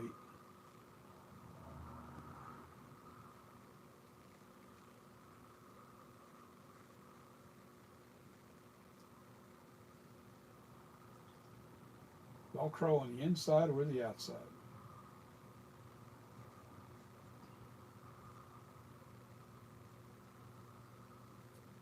The outside is visible. You'll be able to see that Velcro, you'll be able to pull that seam together and overlap it and pull that neck really tight around your head. I think they actually used Velcro on the Flashback. I do. I think they did. Because it looks really tight when he wore it around his neck area. It looked pretty tight.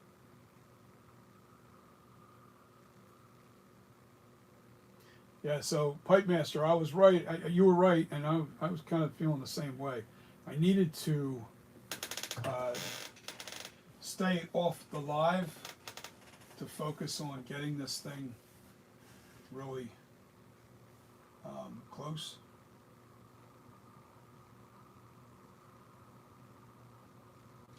So what do you think? Trying to turn it so it looks just right at you, straight on. All right, now let me adjust the lighting.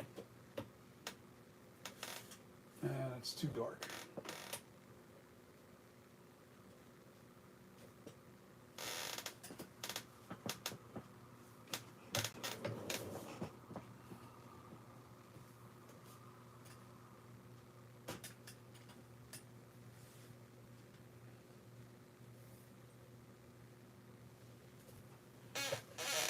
a little bit better.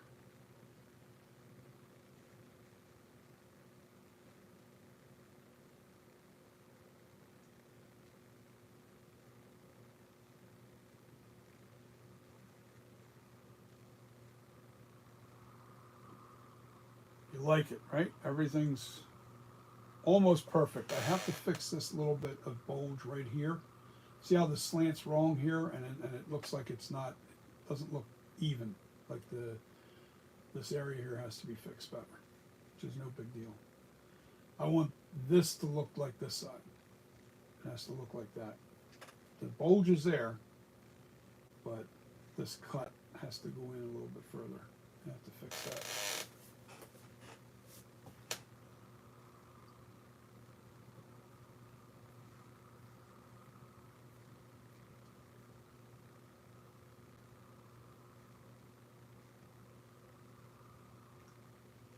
Yeah, and I'm gonna do the Pipe Master. I'm gonna do them off. I don't want to be live doing the eyebrows because you really have to focus. You really have to look close, and I have to make sure my camera angles the same as the or my I have to position the head. In other words, I sit right here on the sculpture. When I'm looking at the sculpture, working on the sculpture, right? I'm going to bring my head in close to the sculpture. This is how high up I am, over top of the sculpture, right? So my eyes are meeting the top of his head. That means I'm looking down on this. Now I have to take a look at my pictures, and I have to, in order to get the position just right, I have to make sure that I'm looking at the sculpture in the exact same way that the picture's taken on whatever the picture is I'm looking at. So if I have to cock this back like this to look at this in the right position, then that's what I'll do. So I think this chin's a little bit too flat in here too. It needs to be a little bit more rounder and a little touch more smaller, just a little bit, not much, but just a little tiny bit. But it feels literally like it's like literally not round enough here. Just based off the pictures I've been studying the pictures from different angles. Like when you look at this from this angle, you see how sharp it is right here? It's not rounded enough. It needs to be a little more rounded right in here. Right at the bottom. Not so much up in here. It's right down below. It needs to be a little more rounder.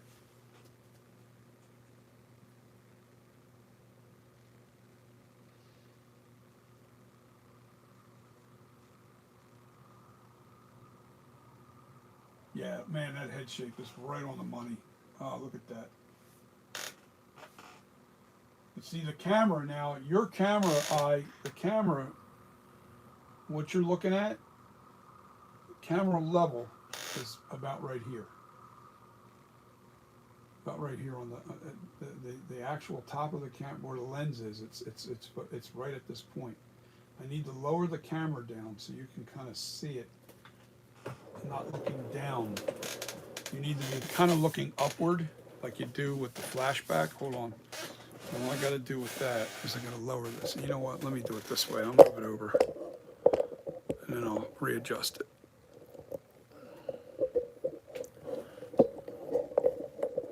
Give me a second here.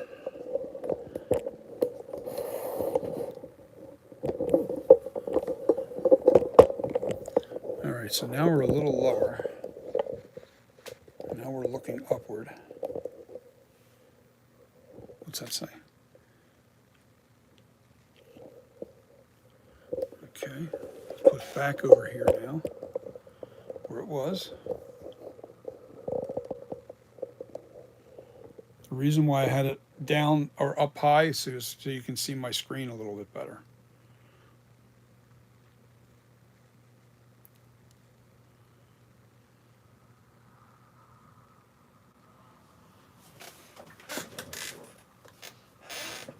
All right. Now I'll turn this thing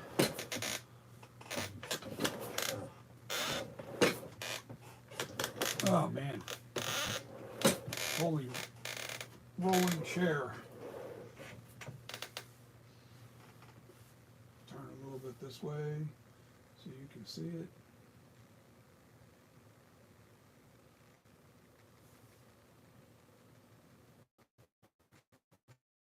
I'm going to keep turning it. So take a good look at it. You guys want to do still shots of it. Tell me what you think.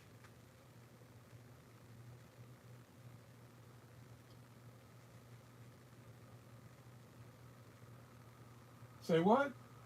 You can get colored Velcro? No way. Can you really? How the hell do you do that? Where? What company? Send me the link, will you? Bo, send me the link to the colored Velcro. I can get colored Velcro. I mean, can I match the color? Shit, that would be badass.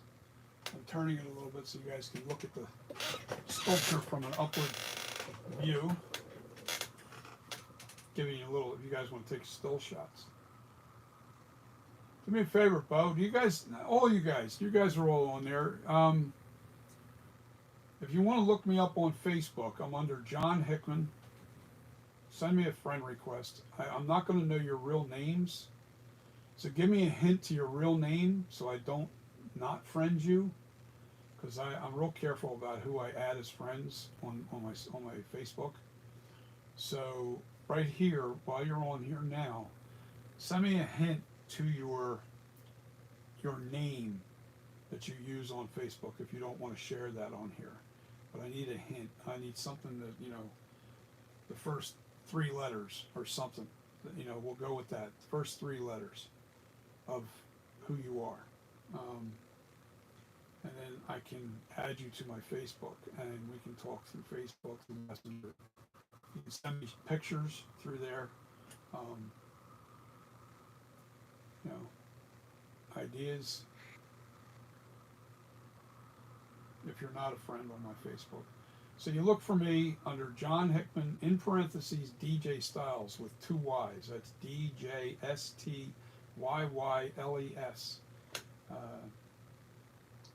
Yeah, in parentheses, DJ Styles. John Hickman, JOHN, HICKMAN. And then in parentheses, DJ Styles, DJSTYYLES. You'll see my picture.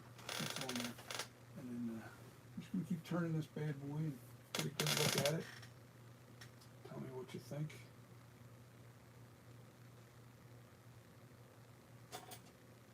Get a little more light out in front of this.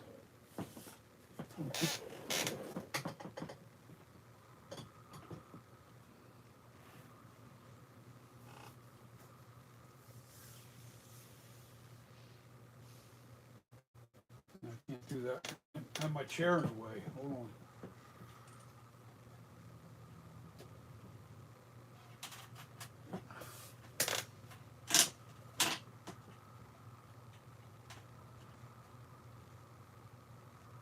It's too far away. I know what I'll do.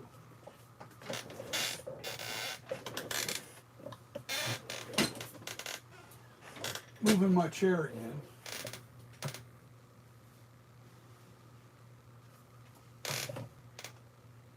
Just moving it around, showing you what I've been doing to it. Now see, by that angle, it still feels like this eye is going upward. You see that upper cut? I don't like the way that looks, but when you're looking dead on, it looks perfect. I don't know what the hell it is. I haven't figured it out, guys. It doesn't look right on that angle.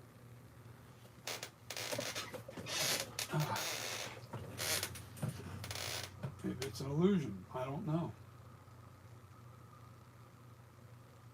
I know that this sinks down further, this side.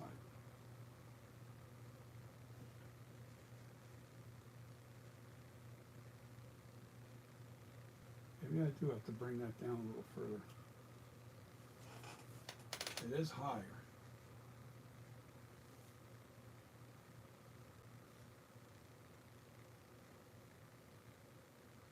It's not the depth. It's not. I don't want it to go. I don't want it to. I want it to.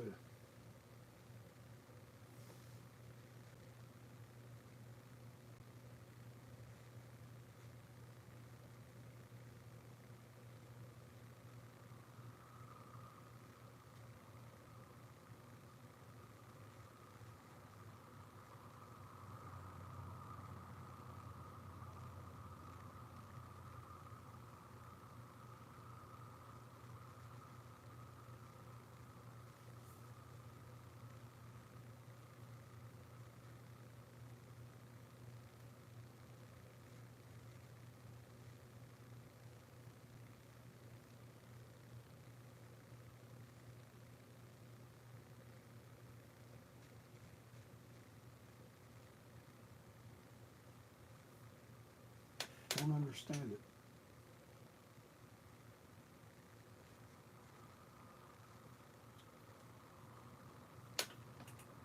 Why does that look so high? Right there on that picture.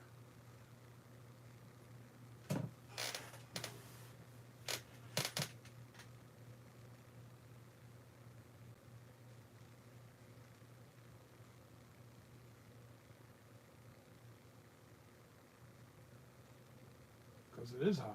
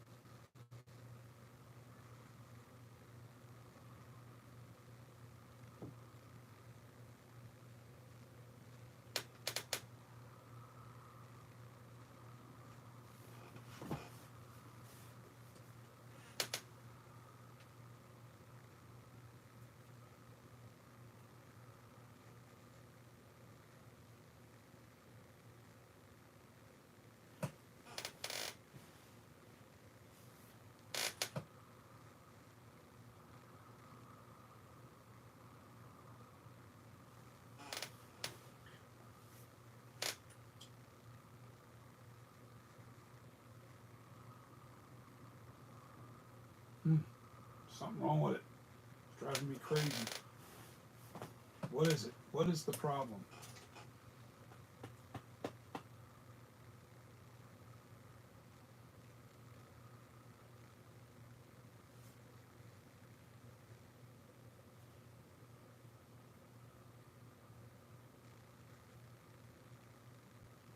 Etsy, Amazon, eBay.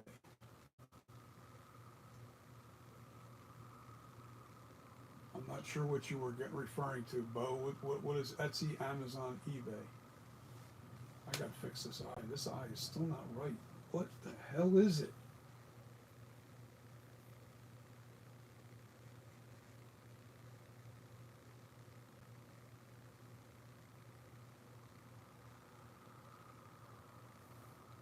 Don't know, man. I'll figure it out. I will figure it out at some point. I did notice that I had to bump out this further, right in here. But this area is driving me nuts.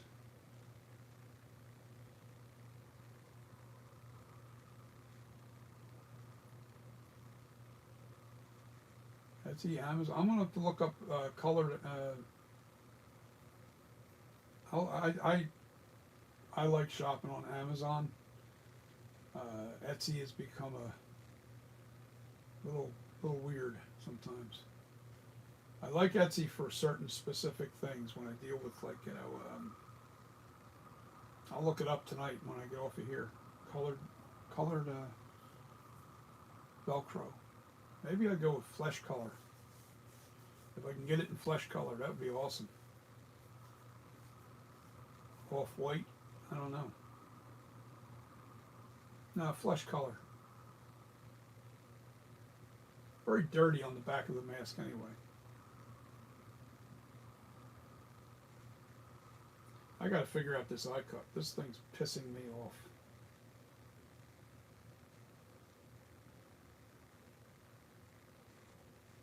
This one's perfect.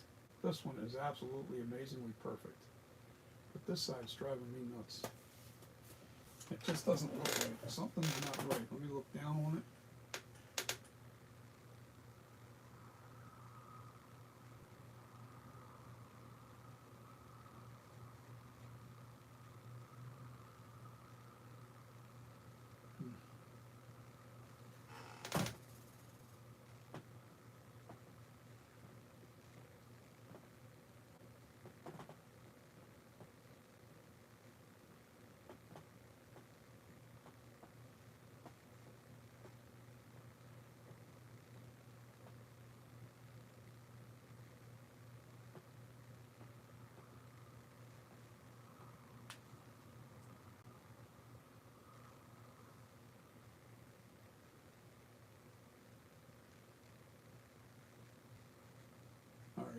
looking at, all right, see, here's what the problem is. I think I understand what I'm seeing here now. All right, you see the shadow, how prominent it is on that slant?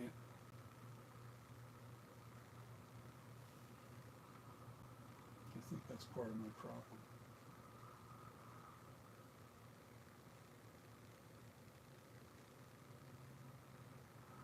Because the eye cuts, when you're looking at this thing, hold on, let me see if I can, I gotta see how to position this. So you're looking upward, right? Let me try bringing it down so you can see dead even with what it looks like when it's looking right at you. It has to be back further.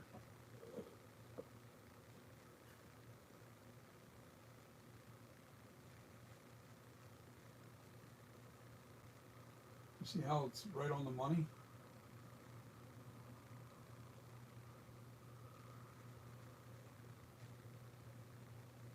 Don't understand this, man. It's driving me crazy. I think it's the shadow. I think this is what's driving me nuts right here.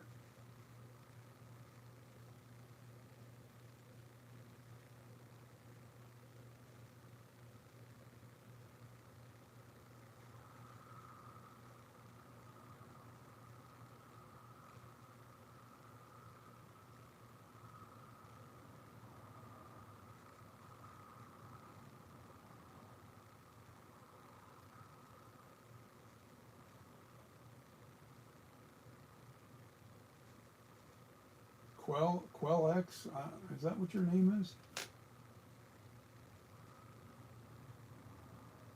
Nell, I don't know, K-Nell? I don't know how it's pronounced. Well, yes, it is. It's a long process. It is, and I've only been sculpting for 3 years. So, am I a perfectionist? Yes, I am, and I will keep working at this until it's dead on the money. I'm not happy until I'm happy. And this is definitely not an easy sculpture for a novice guy. I'm a novice at this. I'm not an expert, and I haven't been doing it for 30 years like a lot of these guys. I got news for you. There's a learning curve when you're making a Michael Myers mask. There's a lot of learning curves. If you're an expert sculptor, you know what it takes. You know what it takes to, I don't know what you do. I don't know. I got news for you. To get my Night Creeper the way it is was 3 years in the making. And guys that have been doing it for 30 years, like Nick Mulpagano, on his 13 mask, he spent 10 months. This is a long process. This is definitely not an easy sculpture to nail because there's such subtleties. It's so subtle. Everything is so subtle. If you want me to just slam it together and make it look like, something else, then it's a different story. But to really make this accurate, I don't even have the bubble on the mouth yet. I gotta get the bubble back in there.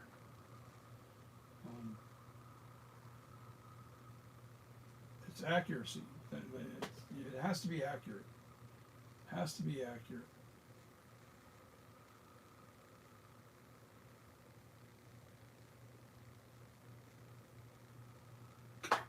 Let me see something. I don't want to take away the depth of that eye either. I might have to. No, that's still good. Have to cut that back a little bit further.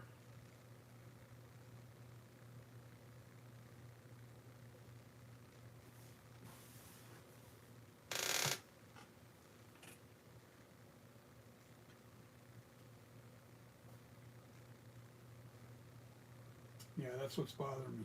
There's too much a ridge right here. Okay.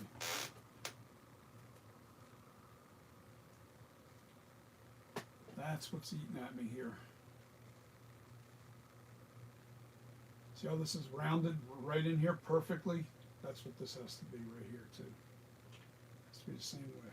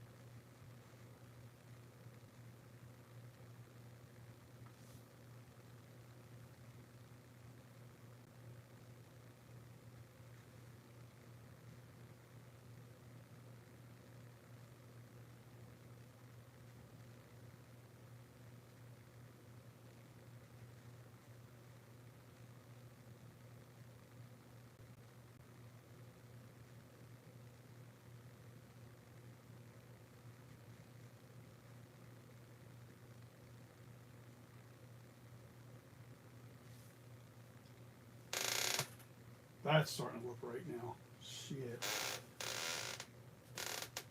Now I gotta get this ridge underneath it here to smooth that more.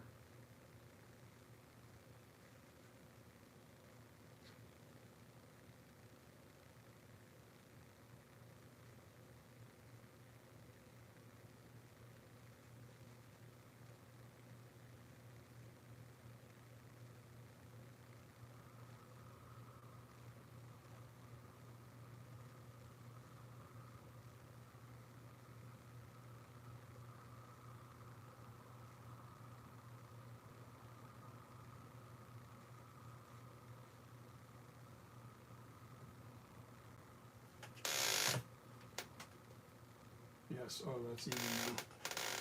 It's even just a little messy underneath. That's just nothing but taking this little tool here.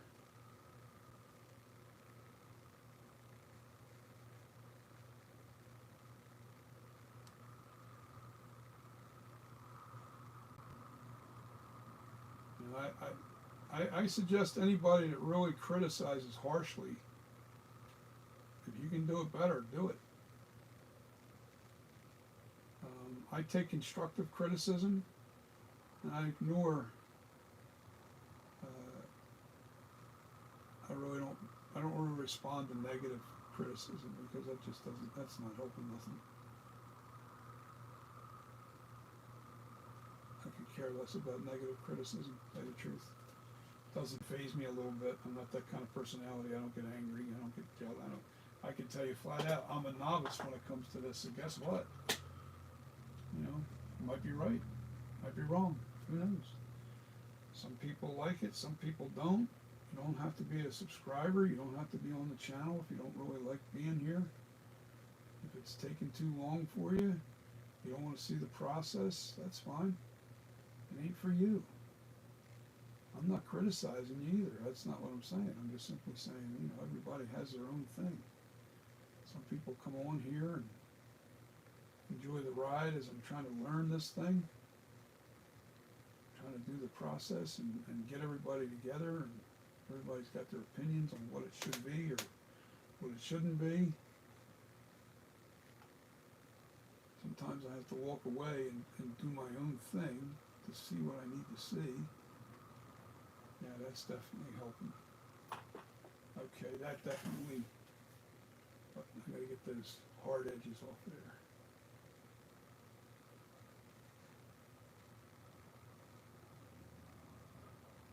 Let me see what that shadow looks like on that side. Yes, okay. That's where the mistake was.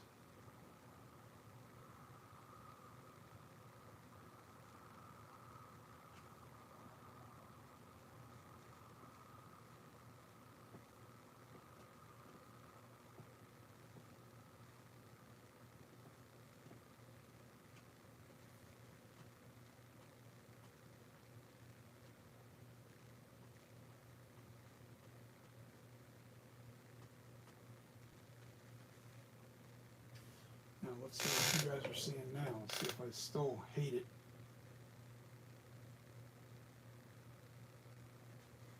A little bit further.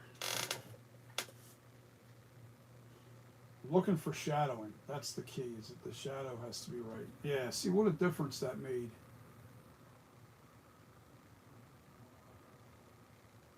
I gotta get that hard edge out of there. That's no big deal.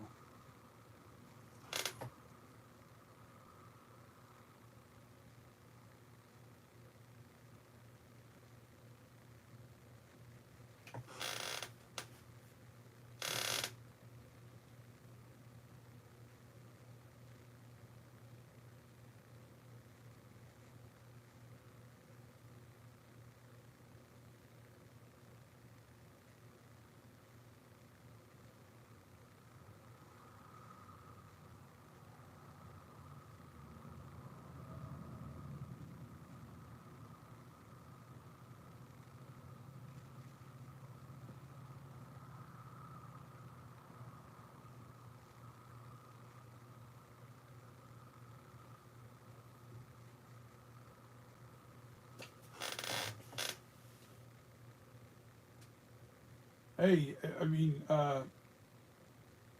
Yeah, you're right. I am the artist. That's the difference. You know, if you guys are, I welcome anybody to do it, to see my, feel my pain, feel the problems when you deal with this kind of stuff.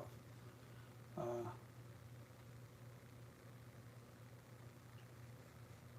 this is not an easy process getting this accurate. Now, this is not even my night creeper that I spent a long time doing. And it didn't really have a lot to do with how much physical work I did. I kept molding it and breaking the mold. All right, so that took literally 3 years to get to where I'm at with that sculpture. But now it's done. It's ready for the silicone, and then on with the that's finished. The Night Creeper is its own, but it's not an exact replica of any of the masks. It's a combination mask. It's got a little touch of the lips of the come on. It's got a touch of the lips of the Flashback. It has the look of the poster art of 4 and 5, Halloween 4 and 5. The poster art, though, not the mask itself. The mask has nothing to do with it. The poster art that was in those movies, for the poster art for Halloween 4 and 5. It has a little bit of the original feel, and it also has the original. It also has a touch of the Halloween 2. It's a combination of all 4 of those masks. Is what my Night Creeper is. So it wasn't an exact replica. This is actually the Flashback, and it has to be exact. So as close to exact as I can get it. And when I'm sitting back and I'm looking at it, I'm going, it's still not right. It's still not right. Something's wrong with it. There's something wrong with it. Guess what? I'm not going to stop until I get it right. The Night Creeper is a badass sculpture. You know, if you're still on there, Quell, I'll show you that right now. The Night Creeper is a really badass sculpture. I don't know if you've seen it. All right. I gotta zoom out. This is the Night Creeper, 78.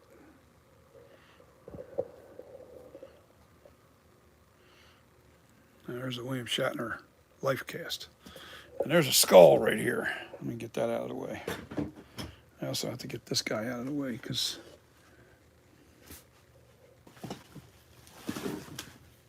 I can't spin this. That's the Night Creeper 78.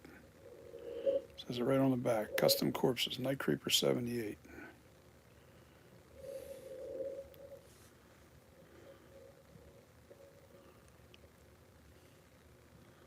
This is a badass mask. Gonna be. But it's got a touch of everything. It really does. It has a touch of all the looks.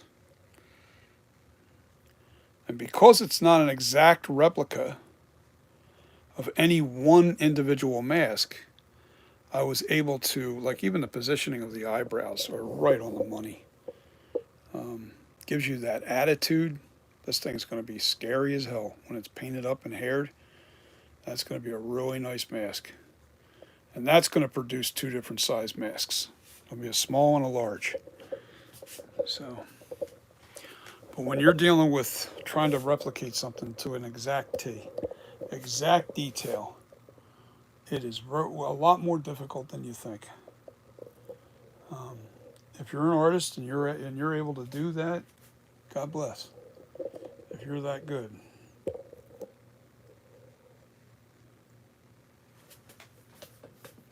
Yeah, that looks a lot different now. Now that shadow's out of here.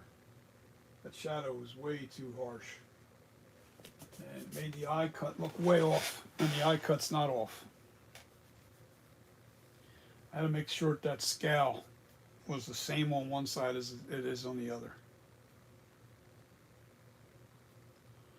So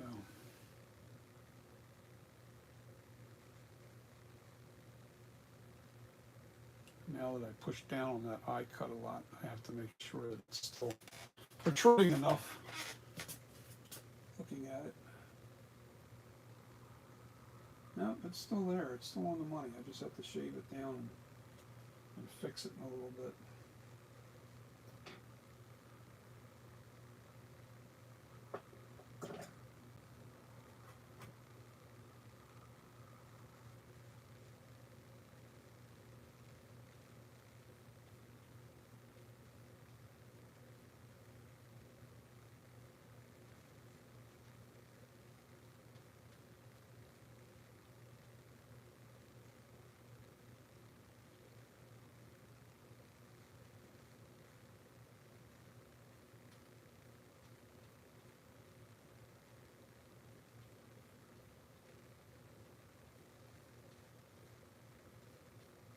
Just taking the lumps out of there.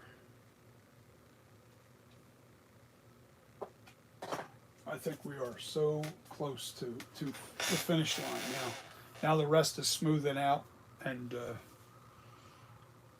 ready. Well, I want to work on the bridge of the nose a little bit better. I think I might have to widen that nose just a touch.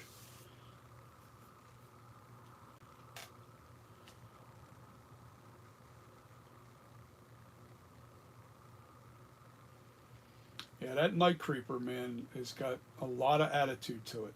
It definitely has a lot of attitude. I am so looking forward to having that done and just making constant masks from that. I can't wait to see how that does on the market. I have a funny feeling it's going to be pretty damn good. Right now, it's a bad economy. I can't say people. I think I'm not going to try and test market. Bottom line is, it's going to be a $400 mask. I think that's where it'll be. I think this is where this one's going to be when it's done. It's going to be a $400 mask. I don't think I have another choice. When you're ordering this mask, it's going to cost you about $400. It's a lot of work, a lot of time, a lot of effort. The price is not real high. There's masks out there now. It's like nag masks, beautiful mask, great work. Problem: there's over a year waiting list for their mask. Now I'm an unknown, so you'll be able to get your mask pretty quick through me until it becomes where you are known. Next thing you know it now, it becomes my problem, the same as nag. You're a one man working. I'm one man. I don't have a crew of people. I don't have anybody but me. I can only produce as much as I can produce. And we are limited to how many we can sell of these masks because they are still copyright protected. So, as an artist selling copyright material, you got to keep your number way down. You don't want to be mass producing something like this because they will come after you. And more so, you're buying the art. You're not really buying the mask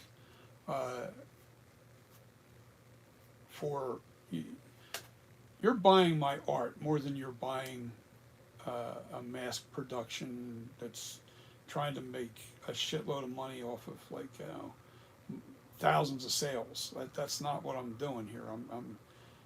I'm probably going to sell 25 to 30 masks a year if I'm lucky, if I can even produce that many.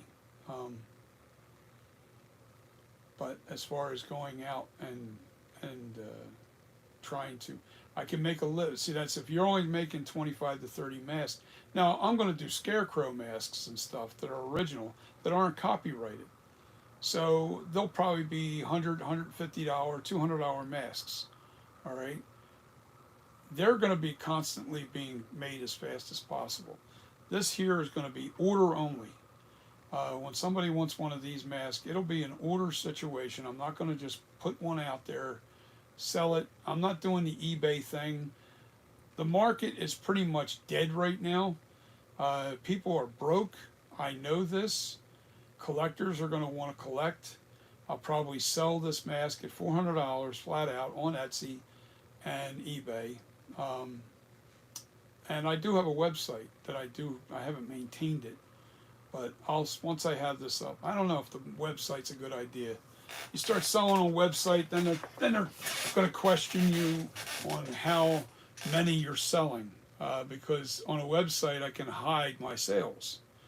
Um, I'm trying to be transparent. I don't want to overdo it. I'm not trying to mass produce these masks. That's not my, and my game is to sell to collectors that are buying artwork. That's what you're really buying. You want to use the mask, that's up to you. You want to let it sit on your shelf under perfect lighting and make it look amazing, that's up to you. I can't, that's not what I'm trying to do. I'm trying to put together a nice product that's as accurate as I can make it. I'm not saying it's dead accurate because I can't claim that. I don't have a, flashback mask in my possession to replicate. I can replicate the Kills mask to a T because I have a mask right in front of me. I can definitely make that look identical because I can see every angle. I can see it. When you're relying on two-dimensional pictures and you don't have every angle covered, it's your best guess on whether or not you're accurate or not. You're not 100%. Even the nag masks, first copy of the flashback, wasn't that accurate at all. It was actually pretty. I would say awful. That's not the right word because it is. It was. There was very limited pictures available, of the screen used mask outside of what you saw in the movie and the extras that they gave you. So you're trying to still shot every little possible viewpoint as a sculptor, to try and be as accurate as you can. And it's not easy. So hats off to NAG. I love their products. I love their masks. And if you're buying a NAG mask, it's a home run. It's a good mask. But you're going to have to wait a year and a half to get that mask. They're just that much in demand. And they have a version 2 that everybody's saying it's really great looking of the flashback because the version 1 he didn't have a lot of pictures. The more pictures he got a hold of, the more accurate he was able to make that mask. And that's really what it comes down to. Pictures are hard to sculpt from because pictures are, two-dimensional at best. Sometimes one-dimensional, depending on if you're just looking at a straight-on shot and you're trying to base everything off of that. That's pretty difficult to do because you don't know the pitches. You can't see the pitch of the eye cut. You can't see. You're looking at a dead-on shot. You can't tell how far back that cheek line goes. You can't tell how far back the lips go into the face. You can't tell how far out the nose sticks. All of a sudden, it's like the 13 mask Nick Malpagano made a copy of. Well, his dead-on shot is right on the money, but the profile is off. And the reason why the profile is off is because there's no other pictures outside of that dead-on shot of the Halloween 4 and 5, and that's what he based off his 13 poster art of Halloween 4 and 5. And it looks perfect when you're looking straight at it, but when you turn it from the side, it doesn't look right. And he knows that. I'm not criticizing Nick, not at all, because my result would be the same of trying to get that profile right, because getting the profile right and getting the face to look accurate dead on, man, that's tough. That's a real tough thing to do, especially with just two-dimensional pictures. So I'm done sculpting for tonight. If you guys are just hanging on for me to wait, to do some more work on it, I'm not doing any more work tonight. So if you guys have to bounce, I have no problem with that. I'm going to jump off of here. Yesterday was my birthday. I'm officially an old man. I am now a senior citizen at the age of 62. Yeah, man. And the question is, where am I going to get my first discount? A senior citizen discount. Where am I going to go for that? To show that I'm a senior citizen. That is so funny. I never would have thought this day. I don't know. You know, I didn't know how long I was going to live. Nobody knows that. But I can't believe how fast. I was 20 something, a blink of an eye ago, and I'm already 62 years old. And I'm like, wow, where the hell did the time go? Well, here's the difference. I have never worked a day in my life. All right. And it's because I loved what I do. And when you love what you do, you never seem to have enough time. You always feel like you need more time, because you love what you do. Chasing money was never my thing. I want to make a living, don't get me wrong. But I'll give you an old phrase, an old saying that my grandfather said to me when I was 16 years old. And my grandfather was a farmer. He never was rich. He was dirt farmer. He's poor. Came from a poor family. But the rich man is not the man with the most. The rich man is the man who needs the least. If you need for nothing, if you have everything you need in your life, you're the richest person on the planet. The people that are most miserable, I found, are ones that are working for the dollar and not really love what they do. They don't love what they do. They hate what they do, but they can't walk away because they're, they make too much money and they're unhappy with what they do. If you can find your passion, and sometimes people don't find that passion. Some people, they go through life not knowing what they really want. And that's sad, man. That's sad. I think everybody needs to follow their heart and follow their passion. But you have to find that passion. You have to find something that you love. Stick to it. As long as you can make a living. You can't be a starving artist. And I mean literally starving artist where you can't make any money at all. That's why I never went into painting. I never went into doing oil paints and stuff, because you got to be dead to make money doing that. And if you're dead, you're not making money anyway. So what's the difference? Your siblings and people that you passed your paintings on, all of a sudden get rich off of it, because you're dead now. Where mask making, this is a product. This is something you can buy from me, and you can own this. This is something that's a painting's a product too. Don't get me wrong, but there's so many people that can paint, but yet can't sculpt. And I've seen it numerous times. I've seen it here. I've seen it with people that I follow, where they're great painters. Oh my God, they're so good at two-dimensional worlds. As soon as they jump into that three-dimensional world, it changes everything. Because now you're dealing with angles, pitches. You're dealing with so many different levels of art, not just a flat two-dimensional picture. I used to do sceneries. I used to do paintings. I used to do sketches. I used to do sceneries. So I was a big scenic, I would do ocean sceneries, farming sceneries, mountain sceneries, just all those different sceneries. But it's a two-dimensional world, and it's so much easier to do. Outside of the coloring of the painting, you're doing. They call it wet on wet oil painting, and that's how Bob Ross is. He did wet on wet, and I love that. I love that technique. But I also like acrylic paints. I don't like to deal with the oil paints, because oil paints take 2, 3, 4 weeks for them to dry, especially depending on how thick you make the painting, meaning the thickness of the paint that you put on your canvas. Was I real good at it? I can't say I was real good at it, and I'll tell you why I wasn't good at it. Because I didn't love it. I didn't love painting at all.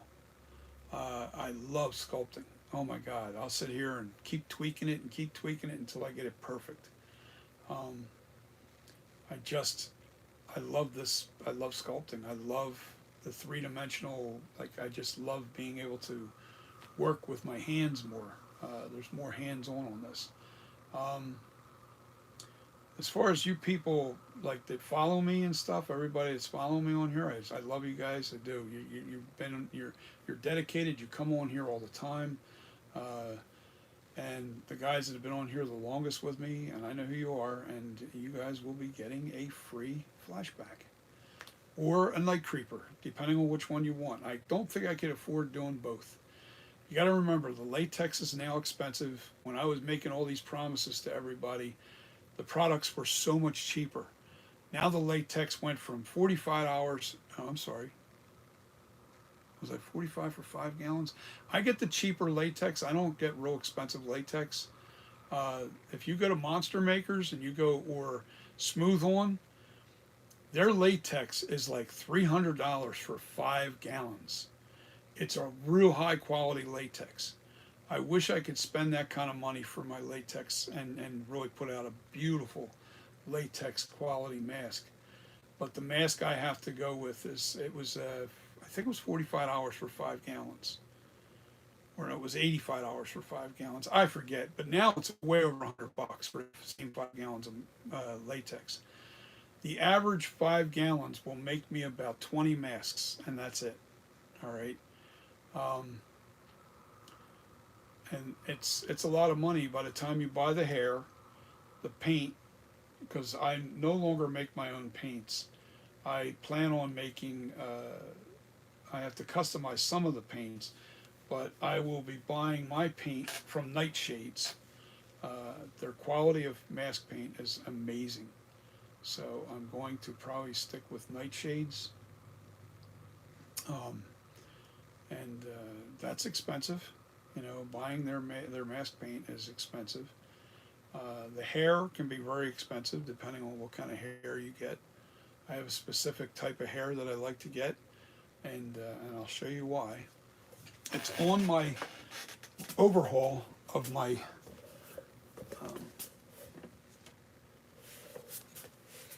it's on the overhaul here. And you'll see all the details. You see the gray fibers that are in this. It's a perfect brown. I didn't have to color the hair at all. It really does give it off. It gives you you got the little bit of gray fibers that are in there and everything.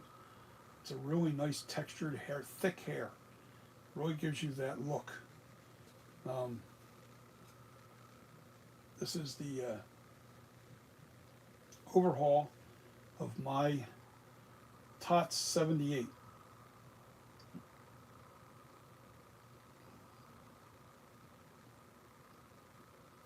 That's my overhaul of the TOTS 78. The hair's a little messed up, but it's been moved around a lot, banged around a lot. So I'd have to push the hair back down a little bit, too puffed out a little bit. It's just some of the details aren't there. I got some of the worms, the hair, devil's horns. They're missing because they kind of brushed out. There was a lot more on here. There was a lot more on this side. There's not enough on there now. But that's the hairing that I did. I tore off all the old hair. I completely re-haired this. This is a different type of paint that I use. It's a little secret that I use. I've shared it. If you look at that U, the color that's in there, that's not gray and white. That is actually blue and white. It's called fish belly. That's how the original mask was done. And the reason why they love the fish belly white is because lighting really bounces off of it nicely. And it gives it a very eerie glow, especially in the moonlight. If this gets hit with moonlight, man, it is so scary in a dark area, in a dark night. And it has a lot to do with the blue hue that's in the paint that really gives it that ghostly glow. So that's the secret. Fish belly white, but you got to make sure you get the right amount. If you put too much blue in there, it's going to look like bluish white. Too little, you don't get the glow. It's finding that perfect balance is what you have to achieve, and that's just 1 or 2 drops at a time until you get that right color. So, all right, guys. I see nobody else is texting, and I got 4 watching, including myself. So that means 3 other people are on here still. I'm going to say goodnight, and it's Sunday. What am I doing tomorrow? I got to get up early tomorrow. Got got things I got to do tomorrow morning. So I want to thank everybody for tuning in and joining me on this adventure of making the flashback. And you guys have a good night. Bo Norton, thank you. And I can't wait to finish this guy. I can't wait. It's going to be really nice to have a really nice flashback. Custom Corpses edition. And I came up with different names, and I was going to give away a mask based on a name, but the guys that came up with the best names already are getting a mask, so it's not like it's... so the mask the name we're going to go with, because I like it because it's simple. I needed something really short and small and to the point. I don't want to use flashback, but Pipe Master said, you know what you should call it? You should call it FB78. Flashback, 78, FB. FB is perfect. 2 letters, 78 right underneath of it, Custom Corpses over top of it. Good to go. FB78.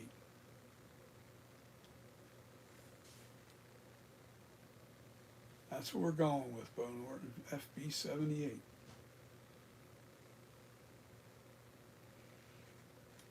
And that's going to be the name of this mask.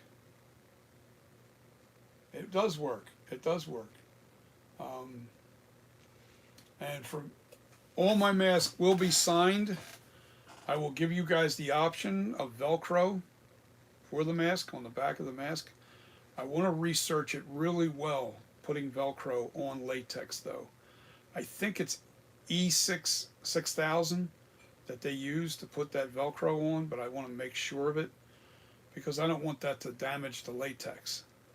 I don't want any kind of glue that I put on the latex that holds that Velcro on the latex to damage the latex or rot out the latex.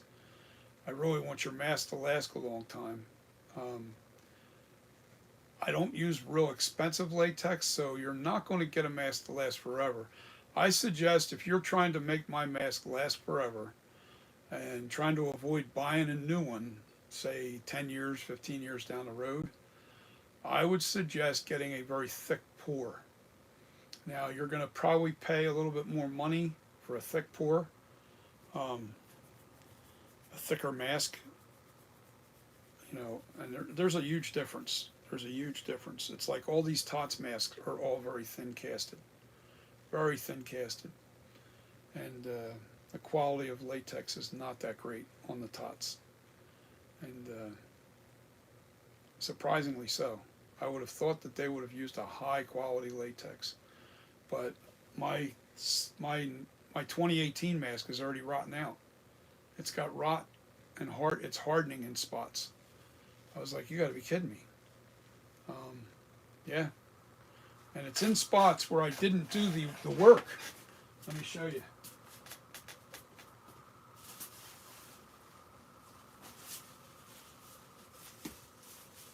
It's in areas where I didn't do any work to it, so I know it's not being caused. All right, you see the yellowing in the forehead, all down in the neck? This is all hard, stiff. The latex is drying out, and it's rotting out. Look at this. Look how dark it is right here. See all those dark yellow spots? That's the latex rotting out. Now, right on the nose, you can see the cracks. You can see it cracking up. It's stiff. It's hard. That's what happens to latex as it ages. If it's cheap latex, it'll get crappy. I suggest one thing: never put it in sunlight. Never put it in any kind of UV light at all. Black lights. Keep your mask away from black lights. Keep it out of the UV. You don't want it in direct sunlight. Always, like if you got a styrofoam head, this has got a styrofoam head inside of here, but I put a piece of plastic, put a plastic bag over it. Never let your latex sit on styrofoam. This has never seen styrofoam. I never put styrofoam underneath of this. Without plastic protection. I know how to take care of masks. But when the latex is bad, forget about it. Now, if the latex is a real thick pour, you'll get a lot more life out of it, regardless of how much the quality of the latex is. I'm not saying it'll last forever. It can't last forever. You know, the cheaper latex is not. You know, there's a difference. High quality latex costs you about $300 to $400 for 5 gallons. Lower quality latex costs you about $80 for 5 gallons. There's a reason for that price difference. And I just can't afford to spend $500, $400 for 5 gallons of latex. I'm not that successful yet. If these masks starts flying off the shelf and I start making good money with these masks, I will switch to the high quality mask, and I'll let you guys know right away when that day comes. Hopefully it does come. Right now the economy is real bad. The prices have gone through the roof with everything. Products are going through the roof. Shipping, I don't even want to talk about. Shipping is outrageous. When I order my stone, if you're shipping products that are like 5 gallons of latex, man, that's 40 pounds for a 5-gallon bucket of latex. You know, and shipping is all about weight. So, and then you got your 50 pounds. Actually, I think I get 50 pounds of Ultra Cal 30, which is the stone that I use to make my molds. I have quite a bit of that still here, but I need to get more soon to make my one-piece molds. So, all right, guys, I'm going to bounce off of here, and you guys have a great night, and I will see you on the next video. Peace. And if you're not a subscriber, think about subscribing. If you like what you've seen so far, hit the like button. And YouTube loves that sort of thing. Now, am I trying to monetize and make money off of YouTube? If it happens, great. If it doesn't, who cares? I don't care about making money on YouTube. I just rather put out a nice product and have people enjoy the content that I'm doing and make money making masks. That's really what I want to do. That's what I want to do. Trying to get rich off of YouTube is, I think it's a pipe dream. That's not going to work. I don't think it's the how-to content. I don't think it does as well as somebody that just goes nuts and travels around the world or does something that just really, it's really fascinating to somebody. I don't know. That to me, there's a lot more work involved with that. I don't plan on being a YouTube star, so to speak. I don't want that. That's not what I'm after. I don't want to have to mess around with editing. I'm not a filmographer. That is not my forte. I'm a sculptor. I'm a mask maker. I don't edit. That's why I do a lot of lives. I don't really do too much editing to any of my stuff. I don't plan on doing it that way. High speed, all those little tricks and stuff. I don't know how to do any of that stuff, man. I'm an old guy trying to learn new tricks. But right now I'm more dedicated on keep going with the sculpture. That's where the business, that's where I got to keep focusing on. So, all right, guys, peace. I'll see you on the next video. Bye.